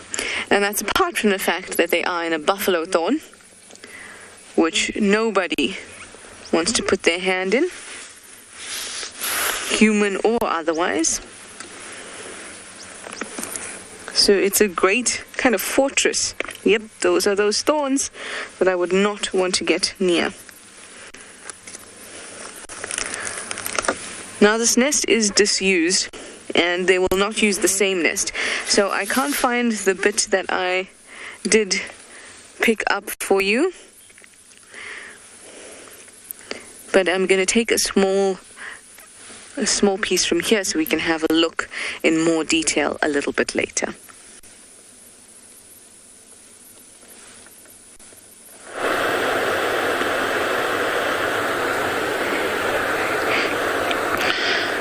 Yeah, you're back in the Mara with us here, and we are watching those hippos clumsily climb that bank.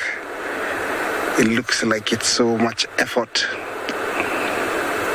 but mind you, this is a very fast animal. You cannot outrun a hippo.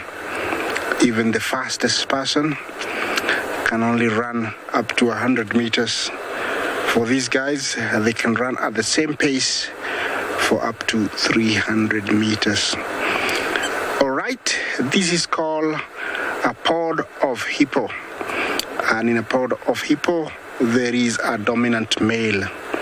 A dominant male does tolerate other young males or old males as long as there is no female in season. When there is female in season, it is chaotic. They fight for mating rights, and so that main male usually chases away everybody. And slowly you can tell there are one big happy family coming out to sunbathe. They are not bothered by anything, the hippos. Apart from, every now and then a crocodile or a lion will try and take a young one. But basically, they are free from most, dangers. Over there, we have the yellow bill stalks. I think they have been feeding really well this morning. It's time to dry up after being in the water for very long. Yeah, these are the residents of the Mara, and it's a common sight everywhere there is water here in the Mara. It's one of our large stocks.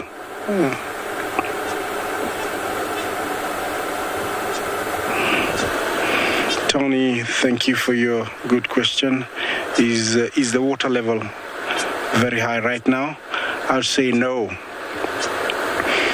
Right now it's moderately low, although it does get slightly lower, but I would say it's low. Highest is in the months of April, May and June. That is after our long rains, and it can go up to around almost 15 feet high from where it is. So it's very low right now. Yeah.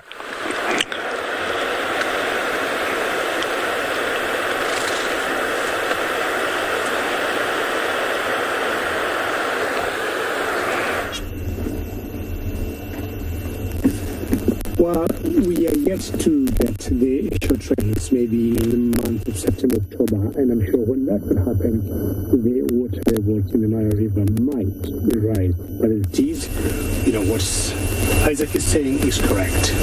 Now, we've got this wildebeest here, and the river is behind us, about 2 kilometers, a mile and a half or so from where we are. And the direction they're heading to is towards that tree line there. And the other side of the tree line is the Mara River. Now, we've got so many places where these wildebeest normally cross the river. It's always very difficult to know exactly where that will happen. The best thing to do is just to follow them very quietly and, monitor them, and all those other plants or guests who are visiting the country coming, enjoying the very famous migration, because it's quite a spectacle. With all the challenges we've been having of COVID-19, tourism in Kenya slowly is surely rising up, and we're getting more numbers of visitors.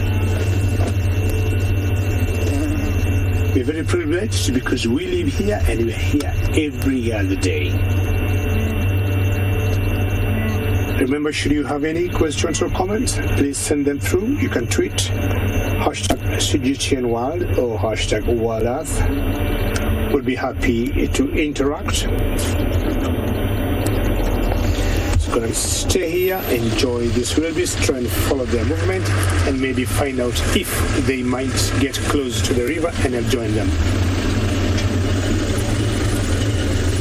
There's one vulture that decided to venture off a little bit closer to the carcass. Now, it seems like the youngsters don't mind it too much, but here we go. I spoke to you, and I knew, as soon as that vulture came down, there's a good chance one of the lions might get up. And I could actually see the one bigger lioness at the back also lifted her head. So if this one didn't come, that bigger one would have definitely come to chase that vulture off.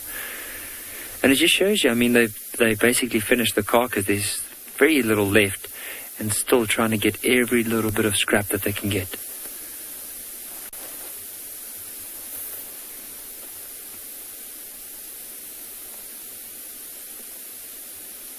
Just look at this one's belly, how big and bulged it is at the moment. You can also see short of breath. There's barely any space inside their belly for more. But of course, she'll still try and get a bit more in.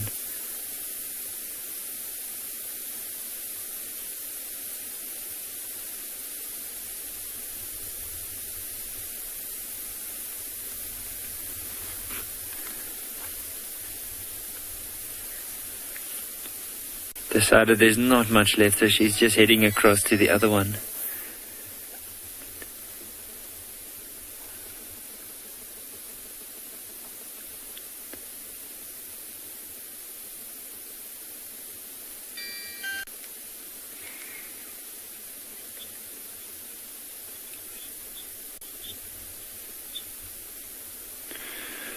Cole, I'm not sure what the lions would do. Based on how full they are, I'm sure if they do kill it, it will mainly be like hyenas. They'll just kill it and it'll be for the fun. But if hyenas had to kill the vulture, the chances are more likely they'll be able to eat it. But it also depends on how hungry the lions are. If lions haven't been eating for quite a while and they're really pushed, they are opportunistic and they're going to try to use that opportunity to, of course, feed themselves.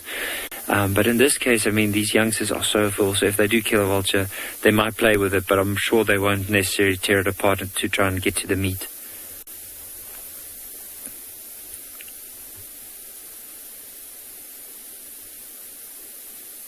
But the other thing about vultures, though, is that they're very, quite smart, especially around carcasses. Sometimes especially when there's a lot of hyenas, there's a chance that they could be killed by hyenas, because they just get in the way and the hyenas eventually kill them. And the other danger for them is jackals. So sometimes with the younger ones, whenever they go and they, especially close to a waterhole, if they go for a bathe, and the youngsters are still too wet to fly, then you might find that jackals could possibly kill them and eat them. But lions in general, I think during my whole time as a guide, I've never seen a lion kill a vulture or even feed off a vulture.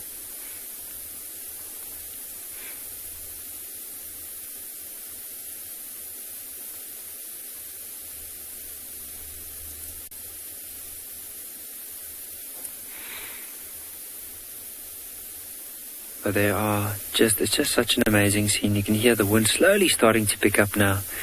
But these lions will probably be here for the rest of the day.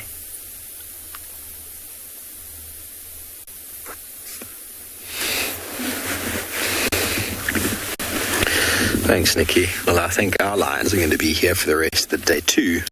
They all jumped up a moment ago. One of the cubs started walking towards them. And a scrub bear bolted out of somewhere, and the whole pride took to their feet and was ready to pounce. It's quite comical, actually. And now all the cubs have woken up, and now they all want to try and suckle on the lionesses who've really stopped producing milk. But yet the cubs are still going to try. There she is. She's getting very annoyed with them.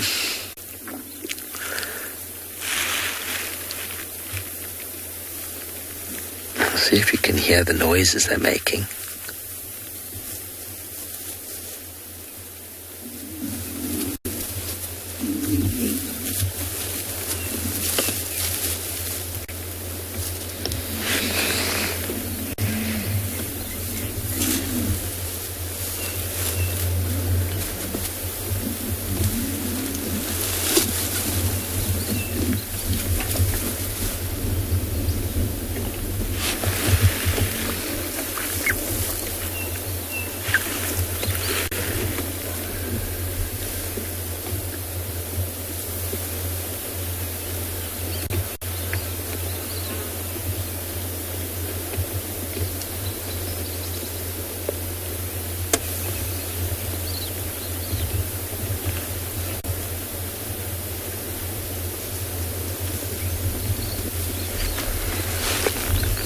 They're all really receding into the shade now. That sun is broken through.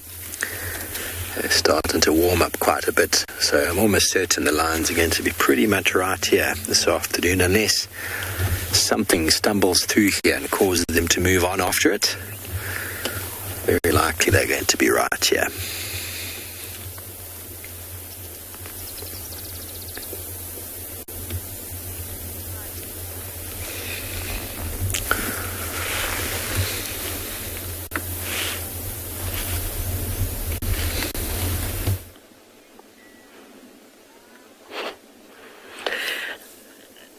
Look at what we found. Again, it seems to be a trend for the morning. It is a black-backed jackal. Whether or not it was one of the same jackal we saw earlier on in the show, I'm not really sure.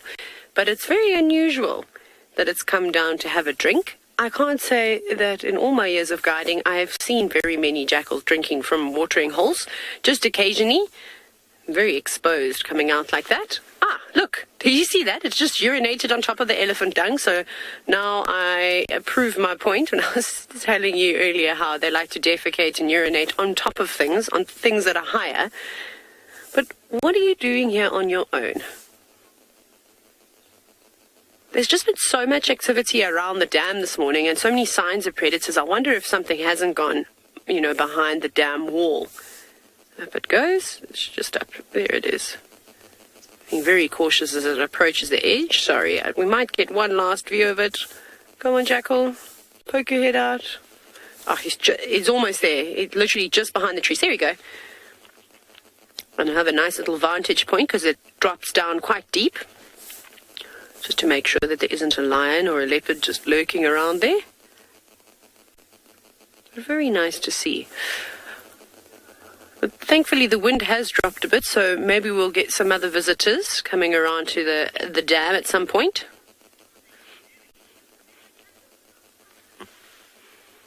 Ah, Louis, yes, it does seem like there are jackals all over. And they're normally quite shy, so it is nice to spend some time with them.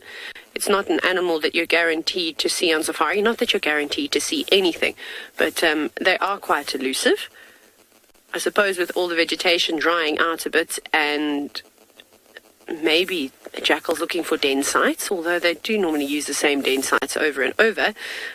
Maybe we're going to see some more of them. Very uncertain as what you're going to do this morning, aren't you, Jackal? Well, there it goes.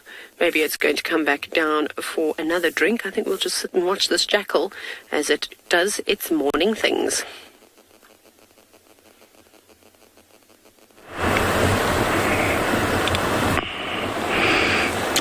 Yeah, we're still parked here, and looks like the zebra have done the same. They have parked.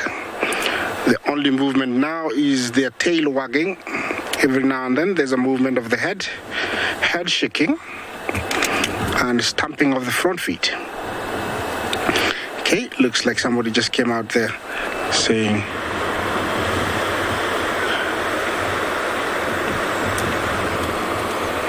you know, I'm not going, it's not a good place to cross.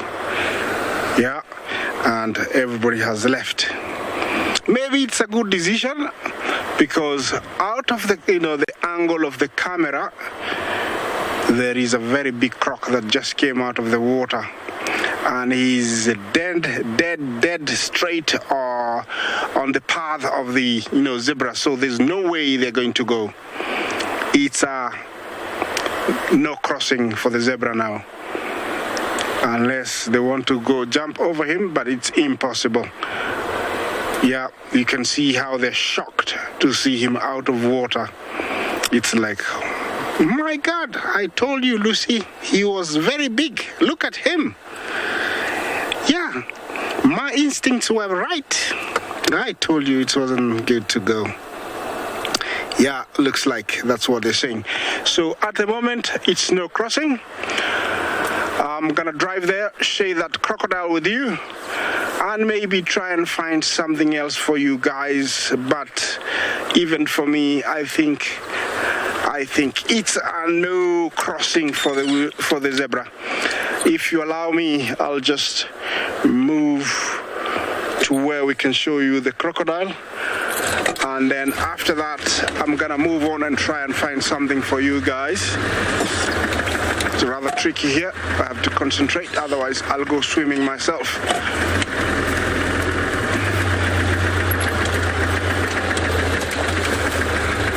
Bunny, you ask about who will go after the crocodile? Well, here in Africa, young ones are preyed on by, you know, other crocodiles, yeah, and, you know, birds of prey like martial eagle will prey on them. Young ones, fully grown ones, they're immune to most predators. Yeah, that is the guy who just came out of the water. It's nice to share his size with you. You can tell that he's still wet. He just came out, and now he has said, nobody's crossing today until I have digested enough so that I can eat one of you. And you can tell the zebras have retreated back, you know, slightly, and they're in shock. You can tell their manes, they're very upright. Yeah, they're very shocked, you know, to see that size crocodile. And so I think there will be no crossing. Yeah, everybody's turning back and saying, phew. Yeah, that was close.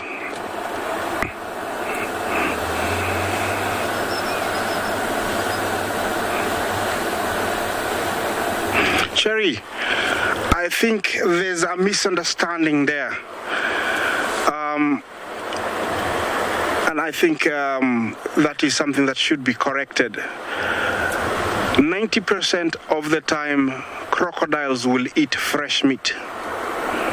It is a myth that they kill and store their food underwater. Nobody has proven that. Every time I have seen a crocodile in the Mara River or in the other rivers and lakes that I have visited in Africa, they've always been going for fresh kills. Either it is a zebra, a wildebeest, a buffalo, a Thompson gazelle, it is fresh. And no matter if it is 2 days old, it is still fresh. So that myth and that question of saying that they eat rotten meat should be taken away. This is a, you know, pure predator, a carnivore, and these waters are his place, and it only eats fresh meat. Cherry, I think I've answered you. So I think it's about time for me to leave the river. and I have to thank it because it has been full of action for me. It's unfortunate I couldn't share, a crossing, but you never know. The coming hours, the coming days might be, a place that will, applaud and appreciate. Okay, I'm gonna move further. Maybe I'll find something for you guys.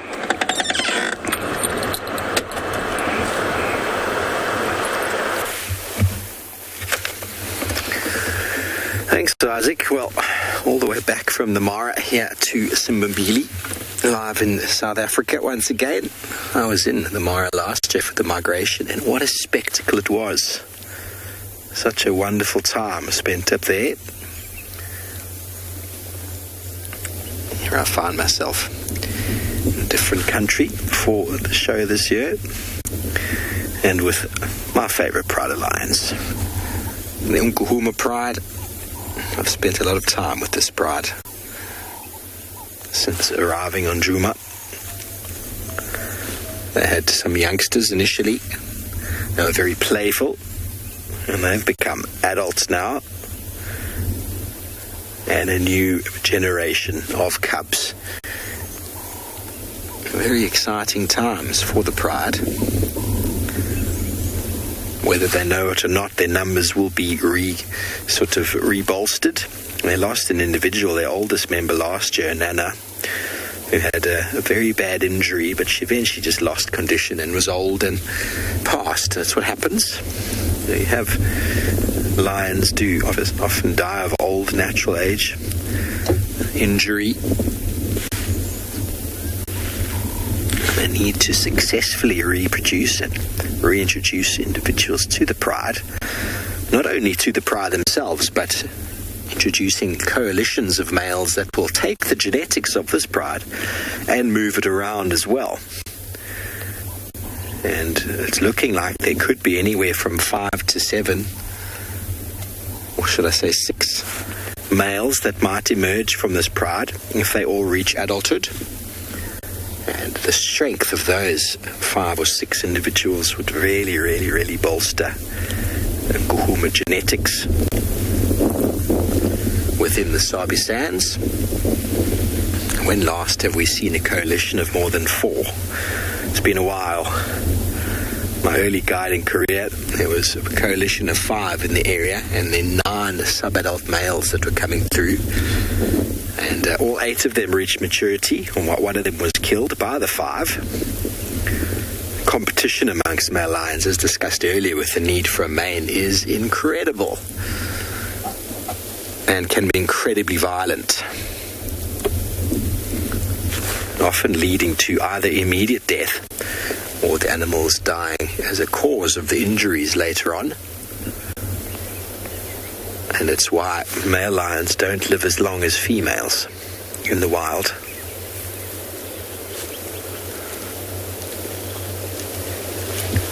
But right now, none of that is going through their mind. They are just living day by day. Clearly still hungry, the way this one's head is up. The wind is just wafting all sorts of smells towards them. If you've ever been hungry in the morning and you can smell breakfast being cooked somewhere, it does something to your tummy, doesn't it?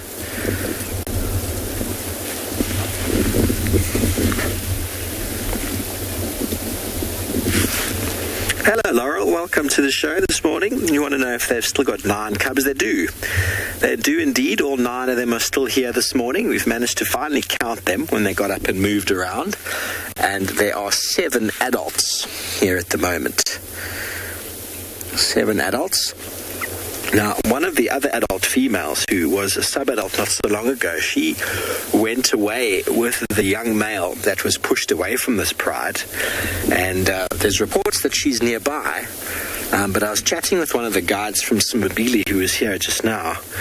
And he says that she keeps trying to join, but the evoker males won't accept her. The evokers are the dominant males of this pride currently. And every time they see her, they try and kill her. And that's probably because she moved away with her brother, who was coming of age, and he was chased away by the evoker males, and so she followed him around. And so her familiarity with the pride, or their familiarity with her, the evokers that is, they've decided they don't know her, they don't like her, and she's not welcome. So apparently every time she tries to join, if those males are nearby, she catches her hiding. So shame. It's very sad because she will not be accepted by another pride. Lionesses on their own. It's not a common thing to see. They don't do as well on their own as they do in the pride. There's too many pressures. They're not able to maintain a territory or protect themselves or protect kills against pride's lion. And as discussed earlier on in our lion sighting this morning, females are very violent against other females as well if they feel like they're transgressing and crossing into their territory. And if she's not accepted into this pride, her life as a nomad, unfortunately, will probably be rather short.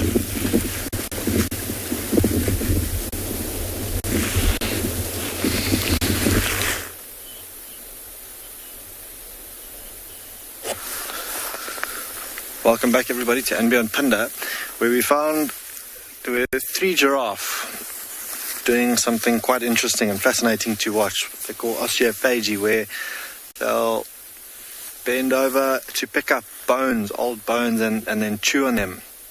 And the said giraffe that was doing that just before you all joined us dropped that bone and has carried on. In fact, now hiding. You can see just behind that tree, is hiding behind that. But you never know, like you're watching now with lions and fighting, if they maybe sort of catch something months down the line where there's sort of graveyard and a lot of bones hanging around, things like giraffe, even Ngala will go and pick those bones up to chew on them and try and get a little bit of calcium out of them, which is quite interesting behavior. But Murphy's Law, as soon as we point the camera on him, he drops the bone almost as if he's doing something he shouldn't be. But we don't see that too often, but just trying to get every last little bit of nutrients out of that bone. Already quite hot, a little bit right of where you're looking now is another one standing in the shade of a tree where, just seeking a little bit of shelter from this hot sun this morning. It's warmed up significantly, just tucked away in the shade on the right hand side there. You can see him hiding from us, and the other 2 I think have also disappeared into a little bit more of a shady patch where they might remain. There is a watering hole further back behind us. They might at some stage venture there as the sun starts to rise and they get exposed to that sun. They might move off into another patch of shade.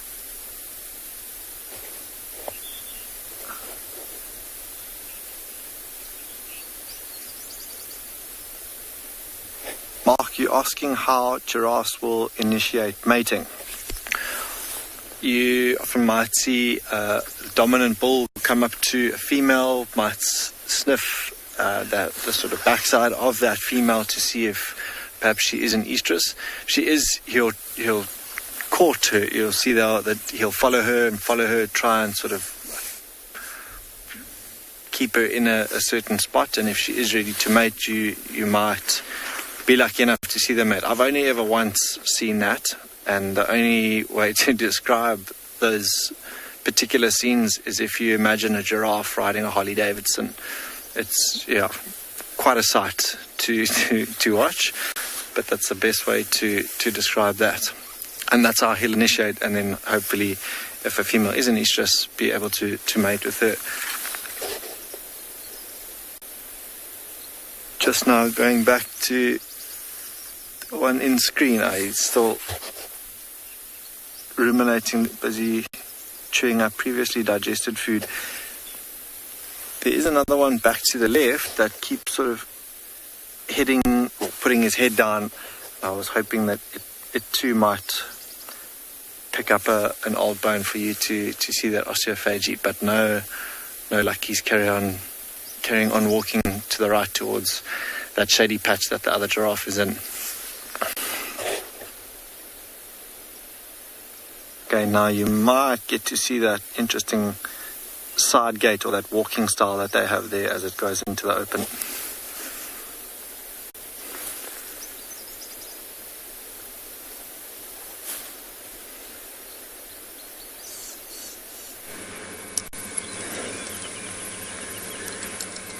Now these guys also like a bit of osteophagy. Chewing on some bones, get calcium, phosphorus, other minerals that ordinarily they wouldn't find just scattered amongst the leaves that they eat. You can also see that they're bunched together quite closely, and that's because they are very nervous. Some impala close by have been alarming. And of course, as soon as I go to check, they stop alarming. So I've decided to just stay put and watch and listen out for a little while. We've got a nice view, quite a wide view. It's not too bushy. The small pan is off to the left there. So we'll be able to see if a leopard comes around.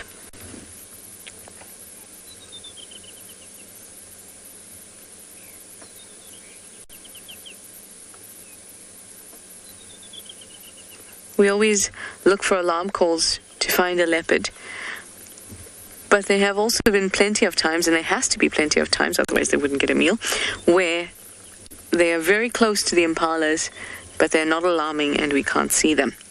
So it's important to just stay put and wait it out. Patience is very, very important out here in the bush.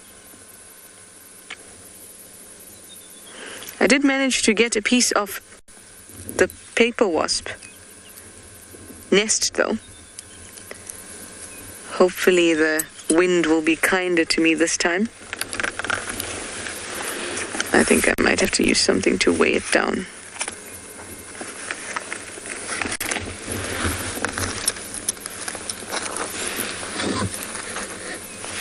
There we go.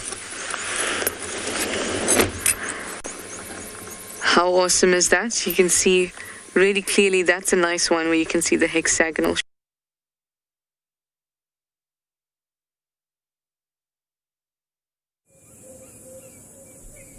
This program features live coverage of an African safari and may include animal kills and carcasses. Viewer discretion is advised. Good afternoon, everyone. It's great to have you here. We're sitting with a herd of elephants off in the thicket because it's a chilly, windy, dreary day here. And they are doing exactly what I want to do and keep warm. So everyone, get ready. It's that time of day for your live safari through the African bush.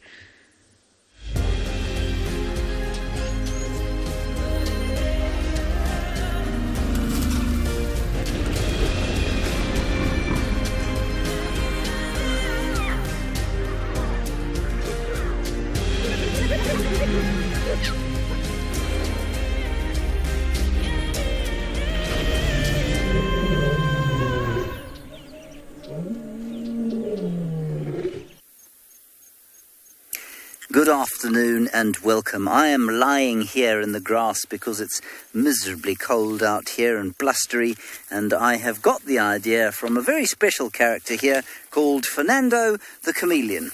He has been called Fernando, not by me, but by Trishala, who's another one of my colleagues who managed to find Fernando. And then Theo, who's on camera today, pointed him out to me. My name is James. So what would be a small, tiny larvae that big in there grows and grows and grows and fills up this space and then pops out. It's very paper mache-y. Squeeze, squeeze, squeeze. Look at that. It's quite strong as well.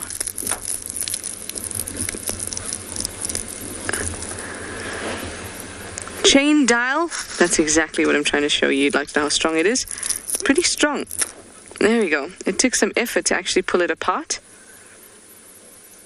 You can tear it quite easily, but to pull it apart, it takes some effort. I would say almost just like paper mache. it seems like it's super brittle or weak, but in fact it takes some effort to pull it apart. My nest went flying. Again, I have to look at the impalas so you don't see my disappointed face.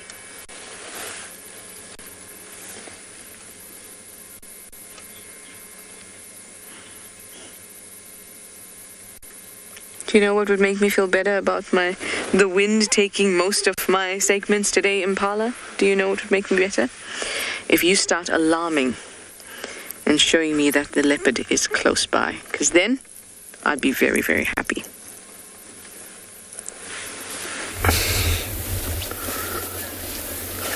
Well, Trish, you need some predators there to make your impala's alarm call. Otherwise, they won't. Well, our lions have spotted some impala in the distance on the open area. We can't see them from where we're sitting, but it's a little bit too much of an ask for them, really. You know, that sort of mindset, you're sitting down on the couch and you want something from the fridge, but you just can't go. Yeah, that's what's going on right now. You weigh up all the options about getting out of bed or off the couch or whatever it might be. Maybe it's cold, maybe it's hot, maybe it's far, maybe you're just very lazy. These are all things that animals weigh up every moment when it comes to energy consumption. We think about it. Animals think about it. What is the energy expenditure that's going to require for me to move all the way across there in the heat of the day to catch animals that are very vigilant in an open area? A lot of energy. We're feeling the heat now. We've been sitting here in the sun for some time, and the sun is well and truly broken through the cloud.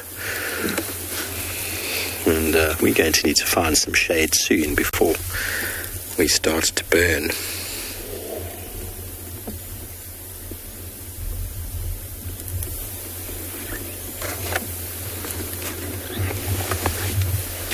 That just sums it up, doesn't it? Oh, she just plops down.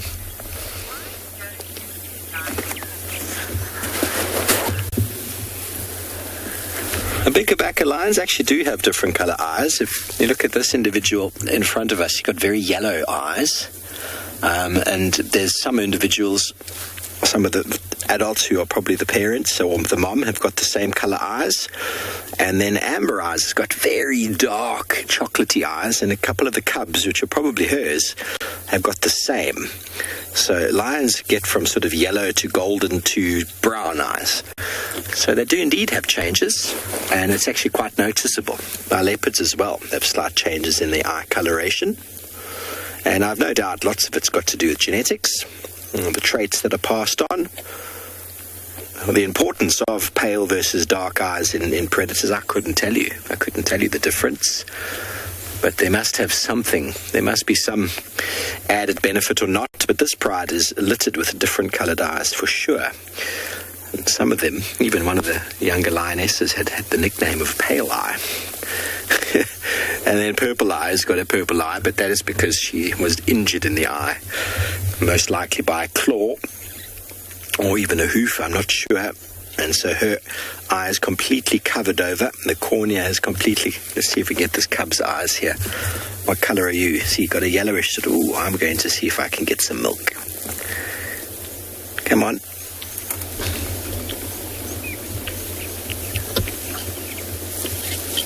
I had some pale eyes there. But some of the young cubs have got very dark brown eyes.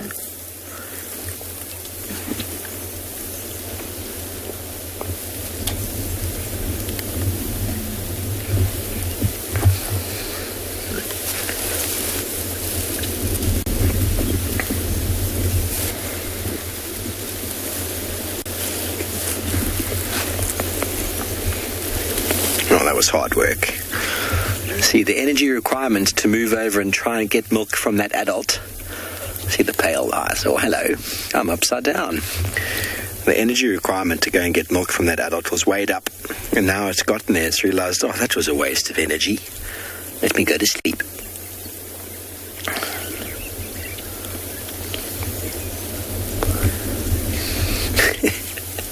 Well, the world of this young lion seems to have turned upside down.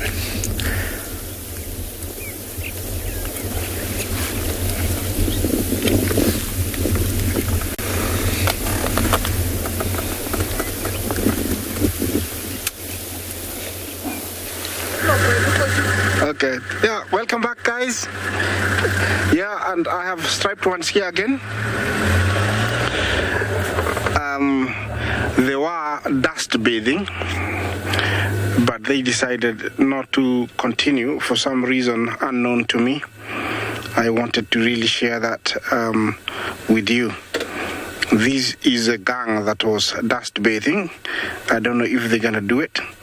When they do dust bathing, they go down on their backs and they try to do a 180 using their backs. That is to add a layer of dust onto their skin and hairs that, smothers whatever is there. It could be flies, could be mites, could be, other insects. Also, it will act as a sunblock when it gets too hot. I don't know if they're going to do it again. Looks now is tail wagging time. Interestingly, none of the zebra stripes are the same, and that is one very unique one. It's actually a beautiful backside of a male, zebra. There's no two that are the same. They're very much like our fingerprints. Yeah.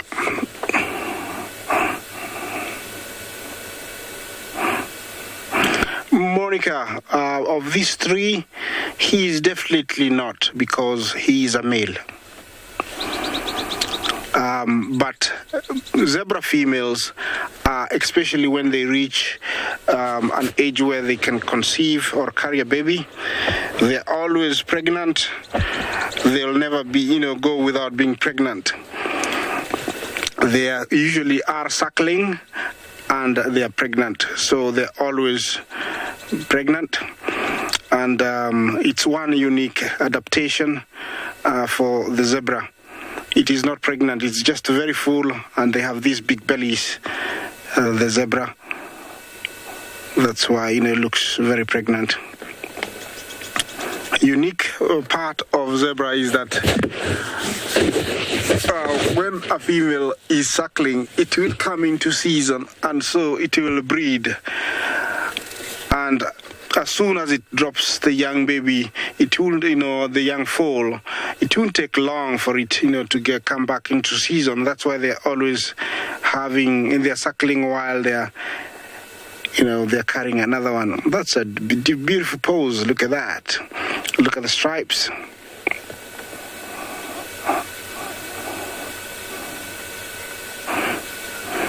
Their legs twitch. I think there could be a kind of sensitivity, and they are able to move the skin to ease that sensitivity or itch. But it's something can be corrected. I'm not 100% sure if that's the correct answer, but I think it's sensitivity, and so they twitch their skins to ease the sensitivity in the skin. Look at the legs. Look at that pattern. It's really, really beautiful. Look at that. Yeah, very unique. It's sometimes nice to just focus on one and have a look at it keenly and see, look at the tail. Look like somebody has been doing some very nice braiding. The legs are, beautiful painted, you could think. Yeah, it's just an amazing coloration, amazing, mix of patterns. Yeah, there's somebody passing, and that's why he said, I'm not staying. Yeah, excellent. Yeah, there's more to the right over here. Yeah, they're heading out into the plains. Yeah, I think in the coming days we'll be having a huge zebra crossing, and we will be sharing it with you because this is an animal that we haven't seen them cross, but we will be seeing them quite soon because they're edging onto the river.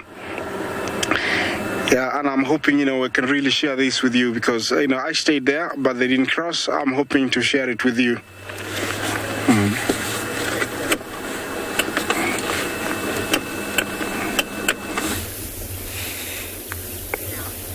Thanks, Isaac. Welcome back to Simbambili, live with us here with our Djuma Pride. And a little upside-down male lion is enjoying mum as a pillow. It's hard sometimes to tell who mum is in lion prides because, they're all very social. There's lots of love shared amongst each other, and the cubs will suckle. Oh, having some dreams.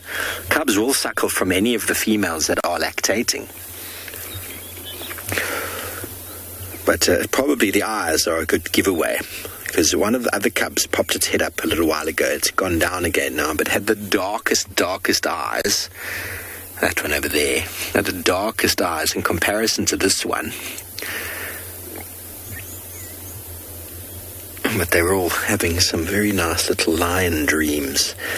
They're probably thinking about chasing buffalo through the long grass or riding a giraffe through the thickets. I always wonder what these animals dream. No doubt they do dream. You sometimes see them kicking their legs or moving a little bit.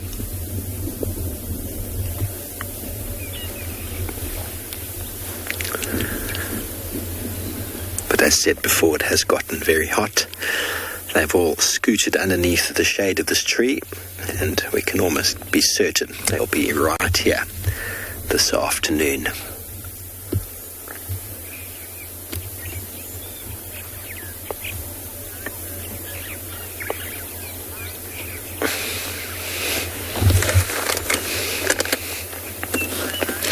Mobo, I've no idea. I don't think so. If you want to know if animals' eye coloration changes in the atmosphere, I'm not sure. And I think animals are, for what I know, I'm honestly no expert about eyes. Trishala's actually, she knows almost everything there is to know about eyes. But I think that the coloration doesn't change. I know my eyes change depending with my mood, but I've never noticed an animal's eyes changing. And I might just be a bit weird. So who knows? But definitely the environment that animals find them in, different eye color would benefit them versus lighter versus darker. When you get very dark eyes,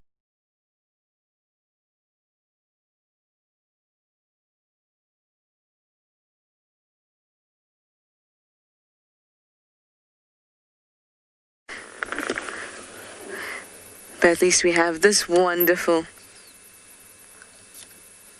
elephant. Yay, yay. Sorry about that, guys, but we do have this lovely elephant. I was just thinking to myself, I haven't seen any elephants today. No day of mine is complete without an elephant, or a herd, preferably. This is a gorgeous specimen right here.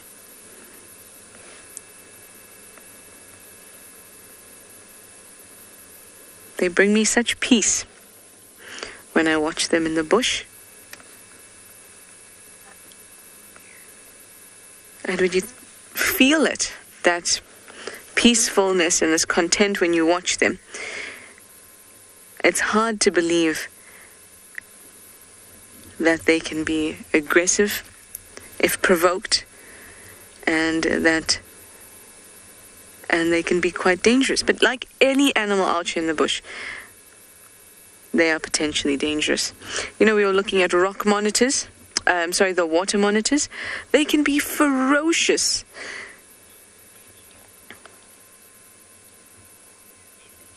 Beverly, you'd like to know if the matriarch in an elephant herd is always the oldest. Not necessarily. Generally, it is the oldest because it is the most experienced cow. But it doesn't have to be. There could be other cows that are as experienced but not as old. That could be the matriarch. And there may be cows that are fitter and healthier that would take over the matriarchy from an older cow that may be at the end of her life and is a bit weak and old. but her experience contributes to the herd's overall survival, even if that experienced cow is not the matriarch. So what is most important in the herd is, of course, to have this matriarch, so there's this leadership, but that there are multiple cows in the herd that are experienced and that they can learn from one another. So it doesn't necessarily have to be the oldest female, but because of experience, it generally is. Hello, little. You've come to see Mum. Elephants have this amazing ability to pop out of the bushes without you seeing them. You'll see one elephant, and then you can know that there's others around, but you may only see them once they reveal themselves to you. And that's because of their grey color. It works so well in the bush.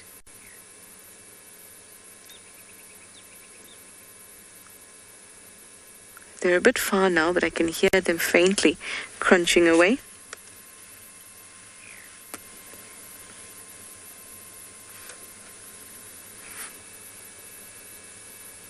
I'm very sure there are quite a few of them in that drainage.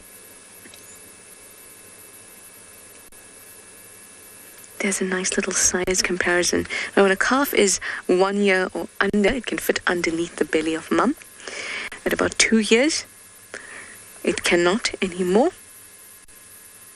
And this little one looks between, I would say, 2.5. If we have a look at the tusks, their little tusks start to poke out.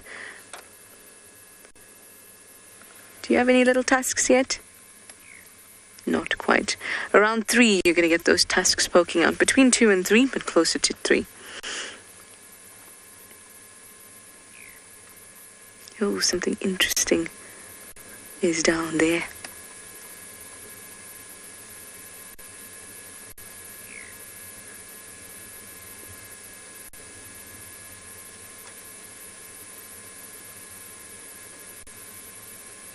My day is now complete after seeing these two.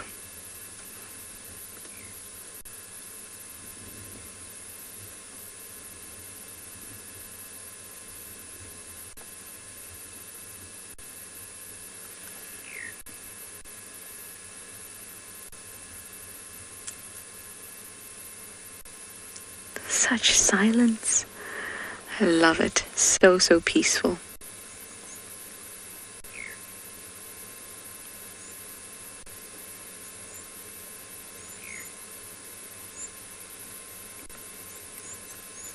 I especially like when we're far away from elephants. You can see that we're pretty far at the moment. And they walk towards you. I love that. And you get a whole host of them. They know that you're there, and they are so comfortable with your presence that they feel relaxed enough to come through and walk right by the vehicle. Of course, they will lift up their trunk and say whatever it is they say to you. Possibly, I see you, and my body's bigger than your car, or something similar to that effect. Possibly, or they could just be saying hi, who knows, but they definitely acknowledge you. And that's too precious.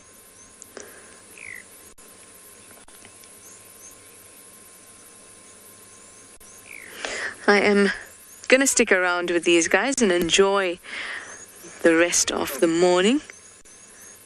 Hopefully more will come out of the bushes.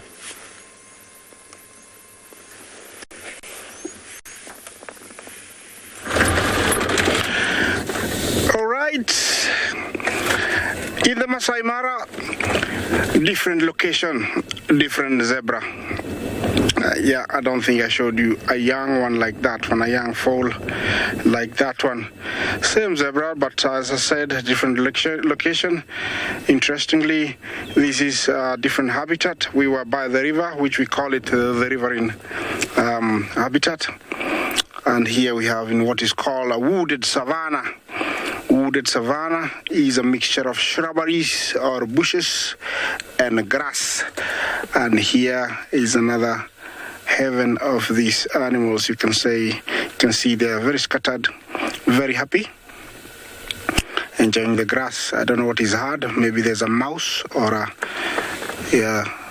bush rat over there that's making some noise, rustling, and so she was listening. Yeah. If you look around the habitat here, it's really amazing.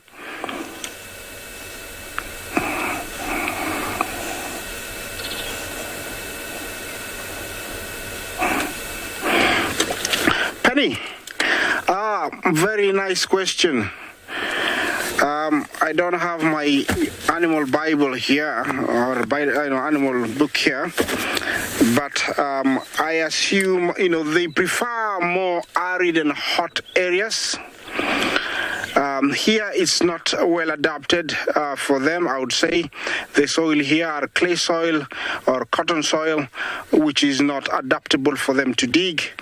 So I would be lying to you to tell you that, I think they're here. No, but somewhere in Kenya, yes, I stand corrected. And I bet you, let me reassure you, this afternoon I'll confirm to you if they're found in the Mara. But I'm actually thinking they're not found, but let me confirm to you this afternoon. Penny, please excuse me.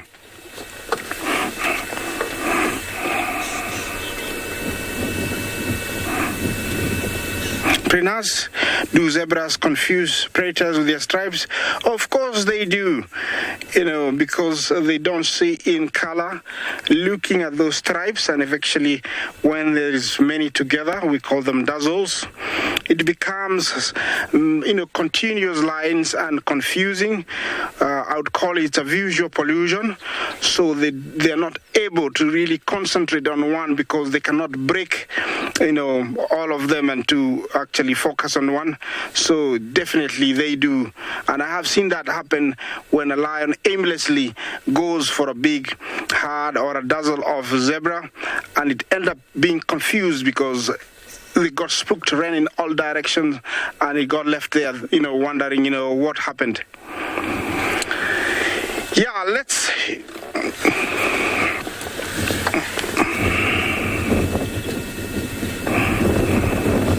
Maribel, yes, they are born with their stripes. You ask if the zebras are born with their stripes.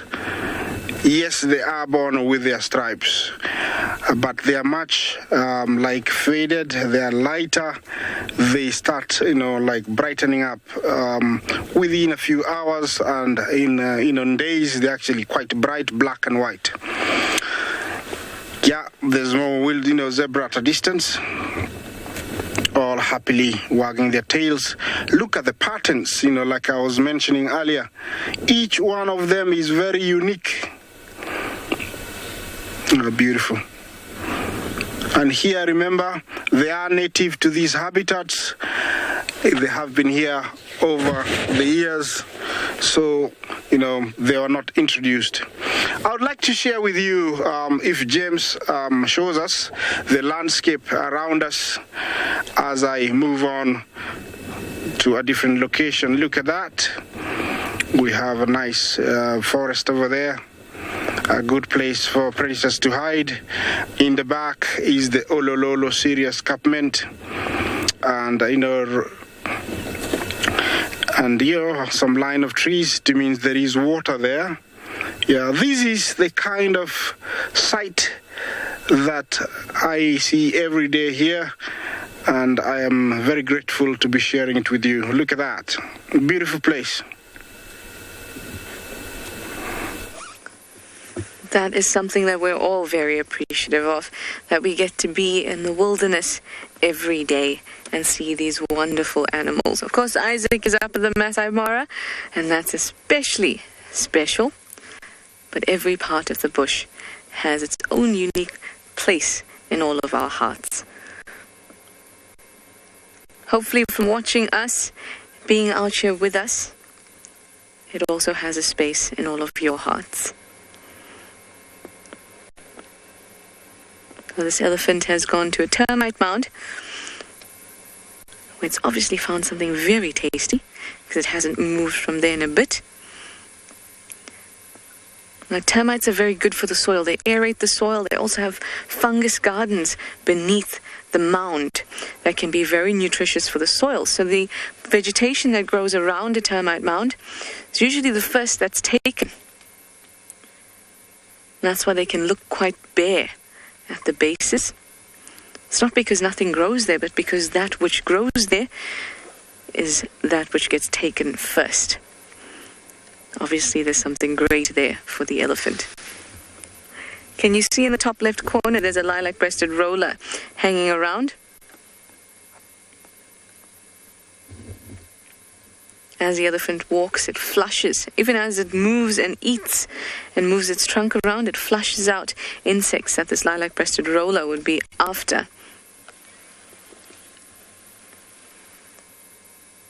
Amazing to watch how one thing can affect the other, benefit the other. It's just gorgeous. Now, the delightful face of this elephant is hidden by that knobthorn, a beautiful knobthorn at that. It's flowering. Stunning. How lovely. We see a bird, an elephant, and these flowers all in one. This is just gorgeous. Well, I think we've had a wonderful drive out. We've gotten to see the lions, lots of elephants, lots of the small things, the antelopes, and of course, trees that I just can't get enough of. And before you know it, you'll all be so used to the landscape out here. Well, thank you, everyone. It's that time for jumping on board for CGTN's Digital Safari. Same time, same place tomorrow. We'll see you then.